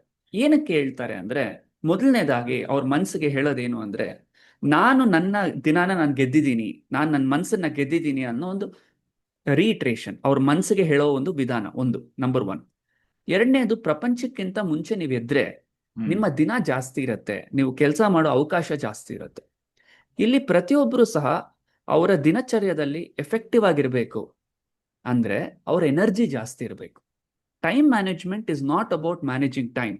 ನಿಮ್ಮೆಲ್ಲರ ಜೀವನದಲ್ಲಿ ಟೈಮ್ ಇಲ್ಲ ಅಂತ ನಿಮ್ಮ ಮನ್ಸಿಗೆ ಬರ್ತಾ ಇದ್ರೆ, ಇಟ್ಸ್ ನಾಟ್ ಬಿಕಾಸ್ ಟೈಮ್ ಇಲ್ಲ ಅಂತ ಅಲ್ಲ, ನಿಮ್ಮ ಎನರ್ಜಿ ಮಿಸ್ ಆಗ್ತಿದೆ ಅಂತ. ಎನರ್ಜಿ ನೀವು ಕರೆಕ್ಟಾಗಿ ಮ್ಯಾನೇಜ್ ಮಾಡಿದ್ರೆ ನಿಮ್ಮ ಟೈಮ್ ಆಟೋಮ್ಯಾಟಿಕ್ ಆಗಿ ಸೆಟ್ ಆಗುತ್ತೆ. ಸೊ ಆ ಎನರ್ಜಿ ಹೇಗೆ ಬಿಲ್ಡ್ ಮಾಡೋದು ಅನ್ನೋ ವಿಷಯಕ್ಕೆ ಬಂದಾಗ 5 AM ಕ್ಲಬ್ ತುಂಬಾ ಹೆಲ್ಪ್ ಆಗುತ್ತೆ. ನಮ್ಮ 5 AM ಕ್ಲಬ್ ಅಲ್ಲಿ ಏನ್ ಮಾಡ್ತೀವಿ ವಿಹಾನ್ ಅಂದ್ರೆ, ಬೆಳಗ್ಗೆ ಎದ್ದಿದ ತಕ್ಷಣ 5 ಗಂಟೆಗೆ ಗ್ರೂಪ್ಗಳಲ್ಲಿ ಹೇಳ್ತಾರೆ. 3 ಜನ ಗ್ರೂಪ್ ಆಗಿ ಮಾಡಿಬಿಟ್ಟು ಪ್ರತಿಯೊಬ್ಬರು ಬೆಳಗ್ಗೆ ಎದ್ದು ಗುಡ್ ಮಾರ್ನಿಂಗ್ ಅಂತ ಹಾಕ್ತಾರೆ. ಆಗ ಒಬ್ಬರು ಮಾಡಿಲ್ಲ ಅಂದ್ರೆ ಇನ್ನೊಬ್ಬರು ಟೀಮ್ ಮೆಂಬರ್ ಇನ್ನೊಬ್ಬರ ಜೊತೆ ಕನೆಕ್ಟ್ ಆಗ್ಬಿಟ್ಟು, ನೀವ್ ಯಾಕೆ ಮಾಡಿಲ್ಲ ಮಾಡಿ, ಎಲ್ಲರಿಗೂ ಪಾಯಿಂಟ್ ಸಿಗುತ್ತೆ. ಓಕೆ, 5:30 6:15 ನಾವೇನ್ ಮಾಡ್ತೀವಿ ಅಂದ್ರೆ ಪವರ್ ಬ್ರೀತಿಂಗ್ ಮಾಡ್ತೀವಿ. ಓಕೆ, ಅದರ ನಂತರ ಜರ್ನಲಿಂಗ್. ಪ್ರತಿಯೊಂದು ಪ್ರಶ್ನೆಗೆ ನಿಮ್ಮ ಮನಸ್ಸಿನ ಪ್ರಕಾರ ಒಂದು ಬರಿತೀರ. ಅದರ ನಂತರ ನಾವು ಬುಕ್ ರೀಡಿಂಗ್ ಮಾಡ್ತೀವಿ. ಬುಕ್ ರೀಡಿಂಗ್ ಜೊತೆ ನಮ್ಮ ಜೀವನಕ್ಕೆ ಇಲ್ಲ UPSCಗೆ ಲಿಂಕ್ ಮಾಡ್ತೀವಿ. ಈ 3 ವಿಧದಲ್ಲಿ ಮಾಡೋದ್ರಿಂದ ಏನಾಗುತ್ತೆ ಅಂತ ಹೇಳಿದ್ರೆ, ನಮ್ಮ ಸ್ಟೂಡೆಂಟ್ಸ್ಗೆ ಹೈ ಎನರ್ಜಿ ಇರುತ್ತೆ. ಆ ಎನರ್ಜಿಯಿಂದ ಮಿಕ್ಕಿರೋ ದಿವಸ ಎಫೆಕ್ಟಿವ್ ಆಗಿ ಅವ್ರು ಕವರ್ ಅಪ್ ಮಾಡ್ಕೊತಾರೆ. ಇದು UPSC. ಈಗ ಬೇರೆ ರಂಗಗಳಲ್ಲಿ ಏನ್ ಮಾಡ್ಬೋದು? ಮೊದಲನೇದಾಗಿ 20-20-20 ರೂಲ್ ಅಂತ ರಾಬಿನ್ ಶರ್ಮಾ ಈ ಒಂದು ಪ್ರಿನ್ಸಿಪಲ್ ನ ಕ್ರಿಯೇಟ್ ಮಾಡಿರೋದು. ಹ್ಮ್ 20 ನಿಮಿಷ ವರ್ಕೌಟ್, 20 ನಿಮಿಷ ಜರ್ನಲಿಂಗ್ ಆರ್ ಲರ್ನಿಂಗ್, ಇನ್ನೊಂದು 20 ನಿಮಿಷ ಬೇಕಂದ್ರೆ ಮೆಡಿಟೇಷನ್ ಇಲ್ಲ ಅದರ್ ಎಕ್ಸಸೈಸ್ ಮಾಡ್ಕೋಬಹುದು. ಈ ತರ ಒಂದು ರೊಟೀನ್ ನೀವು ಇಟ್ಕೊಂಡಾಗ ನಿಮ್ಮ ದಿನಚರ್ಯದಲ್ಲಿ ಎಫೆಕ್ಟಿವ್ ಆಗಿ ನೀವು ಕ್ಯಾರಿ ಆನ್ ಮಾಡ್ತೀರಾ. And you will be able to succeed faster. ಯಾಕಂದ್ರೆ ಆ ಸಮಯದಲ್ಲಿ ನಿಮಗೆ ಸೈಲೆನ್ಸ್ ಇರುತ್ತೆ, you will be able to focus better and you will be able to do better. ಅದು ಲಾಜಿಕ್. ಅದ್ಭುತ ಅದ್ಭುತ. ಲಾಜಿಕ್ ಬಹಳ ಇಷ್ಟ ಆಯ್ತು, ಬಹಳ ನಿಜ. ಅದು ಕೂಡ ನಾವ್ ಅಂದ್ಕೊಳ್ತಾ ಇರ್ತೀವಿ ನಮ್ ಹತ್ರ ಸಮಯ ಇಲ್ಲ ಅಂತ. ಸಮಯ ಇದ್ರೂ ಅದನ್ನ ಬಳಸ್ಕೊಳ್ಳೋದಕ್ಕೆ ಶಕ್ತಿ ಇರಲ್ಲ ಬಹಳಷ್ಟು ಜನರಲ್ಲಿ. ಸೊ ಶಕ್ತಿ ಇದ್ದಷ್ಟು ಕಡಿಮೆ ಸಮಯ ಇದ್ದು ಅದನ್ನ ನಾವು ಅದ್ಭುತವಾಗಿ ಬಳಸ್ಕೊಳ್ಳೋ ಒಂದು ಎಬಿಲಿಟಿ ನಮಗ್ ಬಂದಾಗ ಬಹಳ ಸುಲಭ ಆಗುತ್ತೆ. ಆ ಎಬಿಲಿಟಿನ ಕೊಡೋದಕ್ಕೆ ನೀವು ಕೆಲವು ತಂತ್ರಗಳನ್ನ ಹೇಳ್ಕೊಡ್ತೀನಿ ಅನ್ನೋದು ಬಹಳ ಅದ್ಭುತವಾದ ವಿಷಯ ಸುಮಂತ್. ಮತ್ತೆ ಇನ್ನೊಂದು, ಈ UPSC ಎಕ್ಸಾಮ್ ಎಲ್ಲ ಹೇಗೆ ಅಂದ್ರೆ ಬಹಳ ಲಾಂಗ್ ಜರ್ನಿ, ದೀರ್ಘಕಾಲದ ಒಂದು ಪಯಣ ಅದು. ಅದರ ಜೊತೆ ಎಲ್ಲರೂ ಪಾಸ್ ಆಗ್ತಾರೆ ಅಂತಲ್ಲ, ಎಷ್ಟೊಂದು ಅಸ್ಥಿರತೆ ಇರುತ್ತೆ, ಅನ್ಸರ್ಟನಿಟೀಸ್ ಇರುತ್ತೆ. ಸೊ ಅದೇ ರೀತಿ ಜೀವನದಲ್ಲಿ ಕೂಡ ಯಾರೆಲ್ಲ ದೊಡ್ಡ ದೊಡ್ಡ ಗುರಿಗಳನ್ನ ಇಟ್ಕೊಂಡ್ಬಿಟ್ಟಿರ್ತಾರೆ, ಅದರಲ್ಲಿ ಬಹಳಷ್ಟು ಸೋಲು ಗೆಲುವುಗಳು, ಏಳೋದು ಬೀಳೋದು ಇದ್ದೇ ಇರುತ್ತೆ. ಅದನ್ನ ಹ್ಯಾಂಡಲ್ ಮಾಡೋದಕ್ಕೆ ಮಾನಸಿಕವಾಗಿ ನೀವು ಹೇಗೆ ತಯಾರು ಮಾಡ್ತೀರಾ ನಿಮ್ಮ ವಿದ್ಯಾರ್ಥಿಗಳನ್ನ? ಅದಕ್ಕೆ ನೀವು ಹೇಗೆ ತರಬೇತಿ ನೀಡ್ತೀರಾ ಸುಮಂತ್? ಅದೇ, ಸೊ ಮೊದಲನೇದಾಗಿ ವಿಹಾನ್, ನಾವು ಇಲ್ಲಿ ಇದೊಂದು ಜರ್ನಿ ಅಂತ ನಾವು ಪರಿಚಯ ಮಾಡಿಸ್ತೀವಿ. ಈ ಜರ್ನಿ ಬಂದಾಗ, ಈಗ ನೀವು ಜರ್ನಿಯಲ್ಲಿ ಹೋಗ್ತಿರ್ತೀರಾ ಅನ್ಕೊಳ್ಳಿ. ಫಾರ್ ಎಕ್ಸಾಂಪಲ್, ಬೆಂಗಳೂರಿಂದ ನೀವು ಗೋವಾ ಹೋಗ್ತಿರ್ತೀರಾ. ಬೆಂಗಳೂರಿಂದ ಗೋವಾ ಹೋಗ್ತಿದ್ದಾಗ ನಾನು ಗೋವಾ ಗೋವಾ ಗೋವಾ ಅಂತಾನೆ ಇದ್ರೆ ಜರ್ನಿ ಎಂಜಾಯ್ ಮಾಡಿದ್ರೆ ಆ ಜರ್ನಿ ನಿಮ್ಗೆ ಇಷ್ಟ ಆಗಲ್ಲ, ಹೌದಾ? ಸಿಮಿಲರ್ ಆಗಿ ಕೂಡ UPSCನೂ ಅಷ್ಟೇ. ನೀವು ನಿಮ್ಮ ಜರ್ನಿ ಮೇಲೆ ಫೋಕಸ್ ಮಾಡಿದ್ರೆ, ಆ 1 ವರ್ಷ ಆದ್ಮೇಲೆ ಏನಾಗತ್ತೆ ಅನ್ನೋದನ್ನ ಫೋಕಸ್ ಮಾಡೋ ಬದಲು, ಇವತ್ತು ನಾನೇನ್ ಆಕ್ಷನ್ ತಗೊಂತಾ ಇದ್ದೀನಿ ಅನ್ನೋದನ್ನ ಫೋಕಸ್ ಮಾಡಿ 1 ಡೇ ಅಟ್ ಅ ಟೈಮ್ ನೀವು ತಗೊಳ್ತಾ ಹೋದ್ರೆ ಯು ಎಂಜಾಯ್ ಅ ಜರ್ನಿ ಅಂತ ಮೊದಲನೇದಾಗಿ ನಾವು ಕ್ಲಿಯರ್ ಆಗಿ ಅವ್ರಿಗೆ ಹೇಳ್ಕೊಡ್ತೀವಿ. ಎರಡನೇದು, ಯಾವುದೇ ಒಂದು ಜರ್ನಿ ಮಾಡಿದಾಗ ನಿಮ್ಮ ಕಂಪನಿ ಇದ್ರೆ ನೀವು ಎಂಜಾಯ್ ಮಾಡ್ತೀರ. ಅದೇ ಒಬ್ಬರೇ ಹೋದ್ರೆ ನೀವು ಕಷ್ಟ ಪಟ್ಕೊಂಡು ಹೋಗ್ತೀರಿ, ಹೌದಾ? ಟ್ರಿಪ್ಗೆ ಹೋದಾಗ ಒಬ್ಬರೇ ಹೋದ್ರೆ ವರ್ಸಸ್ ಗ್ರೂಪಲ್ಲಿ ಹೋದ್ರೆ ಮಜಾ ಡಿಫ್ರೆಂಟ್. ಅದಕ್ಕೆ ನಮ್ಮಲ್ಲಿ ಏನ್ ಮಾಡಿದೀವಿ, 3 ಲೇಯರ್ ಅಕೌಂಟಬಿಲಿಟಿ ಕೊಟ್ಟಿದ್ದೀವಿ. 3 ಲೇಯರ್ ಅಕೌಂಟಬಿಲಿಟಿ ಅಂದ್ರೆ, ಮೊದಲನೇದಾಗಿ ಒಬ್ಬ ಅಕೌಂಟಬಿಲಿಟಿ ಮೆಂಟರ್ ಇರ್ತಾರೆ. ಅವರು ಪ್ರತಿಯೊಂದು ದಿನ ಕನೆಕ್ಟ್ ಆಗಿ ಅವ್ರ ಜೊತೆ ಏನೋ ಡೌಟ್ಸ್ ಇದ್ರೆ ಕ್ಲಾರಿಫೈ ಮಾಡ್ತಿರ್ತಾರೆ, ಮತ್ತೆ ಚೆಕ್ ಮಾಡ್ತಿರ್ತಾರೆ ನೀವು ಮಾಡ್ತಿದ್ದೀರಾ ಇಲ್ವಾ ಅಂತ. 2ನೇ ಲೇಯರ್ ಆಫ್ ಅಕೌಂಟಬಿಲಿಟಿ ಬಂದ್ಬಿಟ್ಟು, ಪ್ರತಿ 2 ವಾರಕ್ಕೊಮ್ಮೆ ಆಲ್ ಓವರ್ ದ ಕಂಟ್ರಿ ಎಲ್ಲಾ ಸ್ಟೂಡೆಂಟ್ಸು ಒಂದು ಕಾಲಲ್ಲಿ ಕನೆಕ್ಟ್ ಆಗಿ ಅವ್ರೇನ್ ಮಾಡ್ತಿದ್ದಾರೆ ನೆಟ್ವರ್ಕಿಂಗ್ ಮಾಡ್ಕೊಂಡು, ನೀವೇನ್ ಮಾಡ್ತಿದ್ದೀರಾ, ನಾವೇನ್ ಮಾಡ್ತಿದೀವಿ, ಏನ್ ಚಾಲೆಂಜಸ್ ಫೇಸ್ ಮಾಡ್ತಿದ್ದೀರಾ ಅಂತ ಕಲ್ತು ಒಬ್ಬರಿಂದ ಇನ್ನೊಬ್ಬರನ್ನ ಕಲಿತಾರೆ. ಇದನ್ನೇನಂತಾರೆ? ಕಮ್ಯುನಿಟಿ ಲರ್ನಿಂಗ್ ಅಂತಾರೆ. ಎಷ್ಟೋ ಸತಿ ನಿಮ್ಮ ಫ್ರೆಂಡ್ಸ್ ಇಂದ ಎಷ್ಟೋ ಕಲಿಯೋದಿರುತ್ತೆ, ನಿಮ್ಮ ಟೀಚರ್ಸ್ ಇಂದ ಕಲಿಯೋದಕ್ಕೆ ಆಗದೆ ಇರೋದು. ಕರೆಕ್ಟ್. ಅದು ಕಮ್ಯುನಿಟಿ ಲರ್ನಿಂಗ್ ಅಂತೀವಿ. ಮೂರನೇದು 5 AM ಕ್ಲಬ್. ನಾನೇನು ಹೇಳಿದೆ, ಪ್ರತಿ ದಿವಸ ಮಂಡೇ ಟು ಫ್ರೈಡೆ ಅವರು ನಮ್ಮ ಜೊತೆ ಕನೆಕ್ಟ್ ಆಗ್ಬಿಟ್ಟು ಅವರು ಫ್ಲೋ ಅಲ್ಲಿ ಇದ್ದಾಗ ಕೆಲವು ಸತಿ ಅಟೆಂಡ್ ಮಾಡ್ತಾರೆ, ಕೆಲವು ಸತಿ ಅಟೆಂಡ್ ಆಗಲ್ಲ. ಆದ್ರೆ ನನ್ನ ಟೀಮ್ ಮೆಂಬರ್ ಕಾಲ್ ಮಾಡಿ ನಾನು ಕರಿತಿದ್ದಾನೆ ಬನ್ನಿ ಅಂತ ಹೇಳಿದಾಗ ನಾನು ಆಟೋಮ್ಯಾಟಿಕ್ ಆಗಿ ಎನರ್ಜೈಸ್ ಆಗ್ತೀನಿ. ಹಾಗೆ ಜರ್ನಿಯಲ್ಲಿ ಸಹ ಎಲ್ಲರೂ ಕೂಡ ಒಂದು ಬಡಿ ಅಂತ ಇಟ್ಕೊಂಡಾಗ ಎಷ್ಟೋ ಸತಿ ನೀವು ಜೋಶಲ್ಲಿ ಇರ್ತೀರಾ, ಕೆಲವು ಸತಿ ಲೋ ಆಗ್ತೀರಾ, ಅದು ಹ್ಯೂಮನ್ ನೇಚರ್. ಆದ್ರೆ ಇನ್ನೊಬ್ಬ ಇದ್ರೆ ನಿಮ್ ಜೀವನದಲ್ಲಿ, ನಾನ್ ಕೆಳಗಡೆ ಬಂದಾಗ ನೀನ್ ಎಬ್ಸು, ಇಲ್ಲ ನೀವು ಕೆಳಗಡೆ ಇದ್ದಾಗ ನಾನ್ ಎಬ್ಬಿಸ್ತೀನಿ ಅಂತ ಇದ್ದಾಗ ನೀವು ಜರ್ನಿ ಲಾಂಗ್ ಆದ್ರೂ ಸಹ ನೀವು ಎಫೆಕ್ಟಿವ್ ಆಗಿ ಕಂಪ್ಲೀಟ್ ಮಾಡ್ಕೊಂತೀರಿ. So we help a student with community to finish the journey. ಅದ್ಭುತ ಅದ್ಭುತ. ಅದೇ ಬಹಳಷ್ಟು ಬಾರಿ ಸೋಲಿನಿಂದ ನಮ್ಗೆ ಬೇಜಾರಾಗ್ತಿರಲ್ಲ, ಆ ಸೋಲಿನ ಸಮಯದಲ್ಲಿ ಒಂದು ಸಹಪಾಠಿ ಇಲ್ಲದೆ ಇರೋದೇ ಸಮಸ್ಯೆ ಆಗಿರುತ್ತೆ. ಯಾಕಂದ್ರೆ ಯಾರೋ ಒಬ್ರು ನಮ್ಮ ಜೊತೆ ಹಿಡಿದು ಇದು ತೊಂದರೆ ಇಲ್ಲ ಮುಂದಕ್ಕೆ ಹೋಗೋಣ ಅಂತ ಕರ್ಕೊಂಡು ಹೋಗ್ಬಿಟ್ರೆ ಬಂದ್ಬಿಡ್ತೀವಿ. ಆದ್ರೆ ಯಾರು ಇಲ್ಲದೆ ಒಬ್ಬರೇ ಈ ಪಯಣವನ್ನ ತಗೊಳ್ಳೋದಕ್ಕೆ ಹೋದಾಗ್ಲೇ ಸಿಕ್ಕಾಪಟ್ಟೆ ಕಷ್ಟ ಆಗುತ್ತೆ. ಸೊ ಯಾರಾದ್ರೂ ಜೊತೆಗಿದ್ದು, ಅದೇ ನೀವು ಆ ಕಮ್ಯುನಿಟಿ, ಆ ಒಂದು ಒಕ್ಕೂಟ, ಆ ಒಂದು ಸಂಘ ಒಟ್ಟಿಗೆ ಬಂದಾಗ ಆ ಶಕ್ತಿ ಆ ಸಂಘದಿಂದಾನೇ ಬಂದ್ಬಿಡುತ್ತೆ. ನೀವು ಹೇಳ್ದಂಗೆ ಇವ್ರು ಸ್ವಲ್ಪ ಲೋ ಆಗಿ ಫೀಲ್ ಮಾಡ್ತಿರೋವಾಗ ಇವ್ರು ಅವ್ರನ್ನ ಮೇಲೆತ್ತುತ್ತಾರೆ, ಅವರು ಸ್ವಲ್ಪ ಮಾನಸಿಕವಾಗಿ ಕೆಳಗೆ ಇದ್ದಾಗ ಇವ್ರು ಅವ್ರನ್ನ ಮೇಲೆತ್ತುತ್ತಾರೆ. ಆ ಕಮ್ಯುನಿಟಿ ಬಹಳ ಇಂಪಾರ್ಟೆಂಟ್. ಅದ್ಭುತವಾದ ವಿಷಯ ಸುಮಂತ್. ಈ ನಿಮ್ಮ ಒಂದು ಕಮ್ಯುನಿಟಿಯಿಂದ success stories, real life examples ಕೆಲವು ಹೇಳೋದಾದ್ರೆ ಯಾವ್ದು ಹೇಳ್ತೀರಾ ಸುಮಂತ್? ಅಬ್ಸಲ್ಯೂಟ್ಲಿ. ನಮ್ಮ student Prashanth, okay, MBBS internship ಮಾಡ್ತಾ, ಓಕೆ, 8 ತಿಂಗಳಲ್ಲಿ UPSC ಎಕ್ಸಾಮ್ ನ ಕ್ಲಿಯರ್ ಮಾಡ್ಬಿಟ್ರು. ಓಕೆ, ಇಂಟರ್ನ್ಶಿಪ್ ಅಂದ್ರೆ ಏನ್ ಸುಮಂತ್? Medical internship. MBBS ಅವ್ರು ಓದ್ತಿದ್ರು, MBBS ಓದೋ ನಂತರ ಇಂಟರ್ನ್ಶಿಪ್ ಇರುತ್ತೆ ಅವ್ರಿಗೆ, ರೂರಲ್ ಸರ್ವಿಸ್. 5 ವರ್ಷ ಮಾಡಿದ ನಂತರ ಅವ್ರಿಗೆ ರೂರಲ್ ಸರ್ವಿಸ್ ಅಂತ ಇರುತ್ತೆ. ಆ ರೂರಲ್ ಸರ್ವಿಸ್ ಮಾಡ್ತಾ, ನಿಮ್ಮೆಲ್ಲರಿಗೂ ಗೊತ್ತಿರುತ್ತೆ ಒಬ್ಬ ಡಾಕ್ಟರ್ ಅಂದ್ರೆ ಎಷ್ಟು ವರ್ಕ್ ಇರುತ್ತೆ ಅಂತ. ಆ ರೂರಲ್ ಸರ್ವಿಸ್ ಮಾಡ್ತಾ ಅವ್ರು 8 ತಿಂಗಳಲ್ಲೇ ಕ್ಲಿಯರ್ ಆಗ್ಬಿಟ್ರು. ಸೊ ನಾವು ಈ ತರನೇ ಪಾಡ್ಕಾಸ್ಟ್ ಮಾಡುವಾಗ, ನಮ್ಮ ಯೂಟ್ಯೂಬ್ ಚಾನಲ್ ಅಲ್ಲಿ ಇದೆ ಅದು, ಪಾಡ್ಕಾಸ್ಟ್ ಮಾಡುವಾಗ ನಾನು ಜನರಲ್ ಆಗಿ ಏನ್ ಹೇಳ್ತೀನಿ ಸ್ಟೂಡೆಂಟ್ಸ್ಗೆ ಅಂದ್ರೆ, ಈ ಎಕ್ಸಾಮ್ ಬಂದ್ಬಿಟ್ಟು 30% ನಾಲೆಡ್ಜ್, 70% ಸ್ಕಿಲ್ ಅಂತ ಹೇಳ್ತೀನಿ. ಹೌದಾ? ಅವನೇನ್ ಹೇಳ್ದ ಗೊತ್ತಾ ಪ್ರಶಾಂತ್ ಸರ್, ನನ್ನ ಪ್ರಕಾರ 30-70 ನನ್ನ ಪ್ರಕಾರ ಸರಿಯಲ್ಲ ಅನ್ಸುತ್ತೆ. ಯಾಕೆ ಗೊತ್ತಾ, ನನ್ನ ಪ್ರಕಾರ 20% ನಾಲೆಡ್ಜು 80% ಸ್ಕಿಲ್ ಅಂತ ಹೇಳಿದ್ರು. ಅವ್ರೊಂದು ಮಾತು ಹೇಳಿದ್ರು, ಏನಂತೆ, ಸರ್ ನಾನು ಡಾಕ್ಟರ್ ಬ್ಯಾಕ್ಗ್ರೌಂಡ್, MBBS ಇಂದ ಏನೂ ಬರಲ್ಲ, ಆದ್ರೆ ನೀವು ನನಗೆ ಹೇಳ್ಕೊಟ್ಟ ಒಂದು ಅಪ್ರೋಚ್ ಇದು ಯಾವತ್ತು ಸ್ಕಿಲ್ ಅಂತ ನನ್ಗೆ ಅರ್ಥ ಮಾಡಿಸಿದ್ರಿ, ನಾಲೆಡ್ಜ್ ಅಲ್ಲ ಅಂತ, ನಾನು 8 ತಿಂಗಳಲ್ಲಿ ಕ್ಲಿಯರ್ ಮಾಡೋಕ್ಕಾಗದೆ.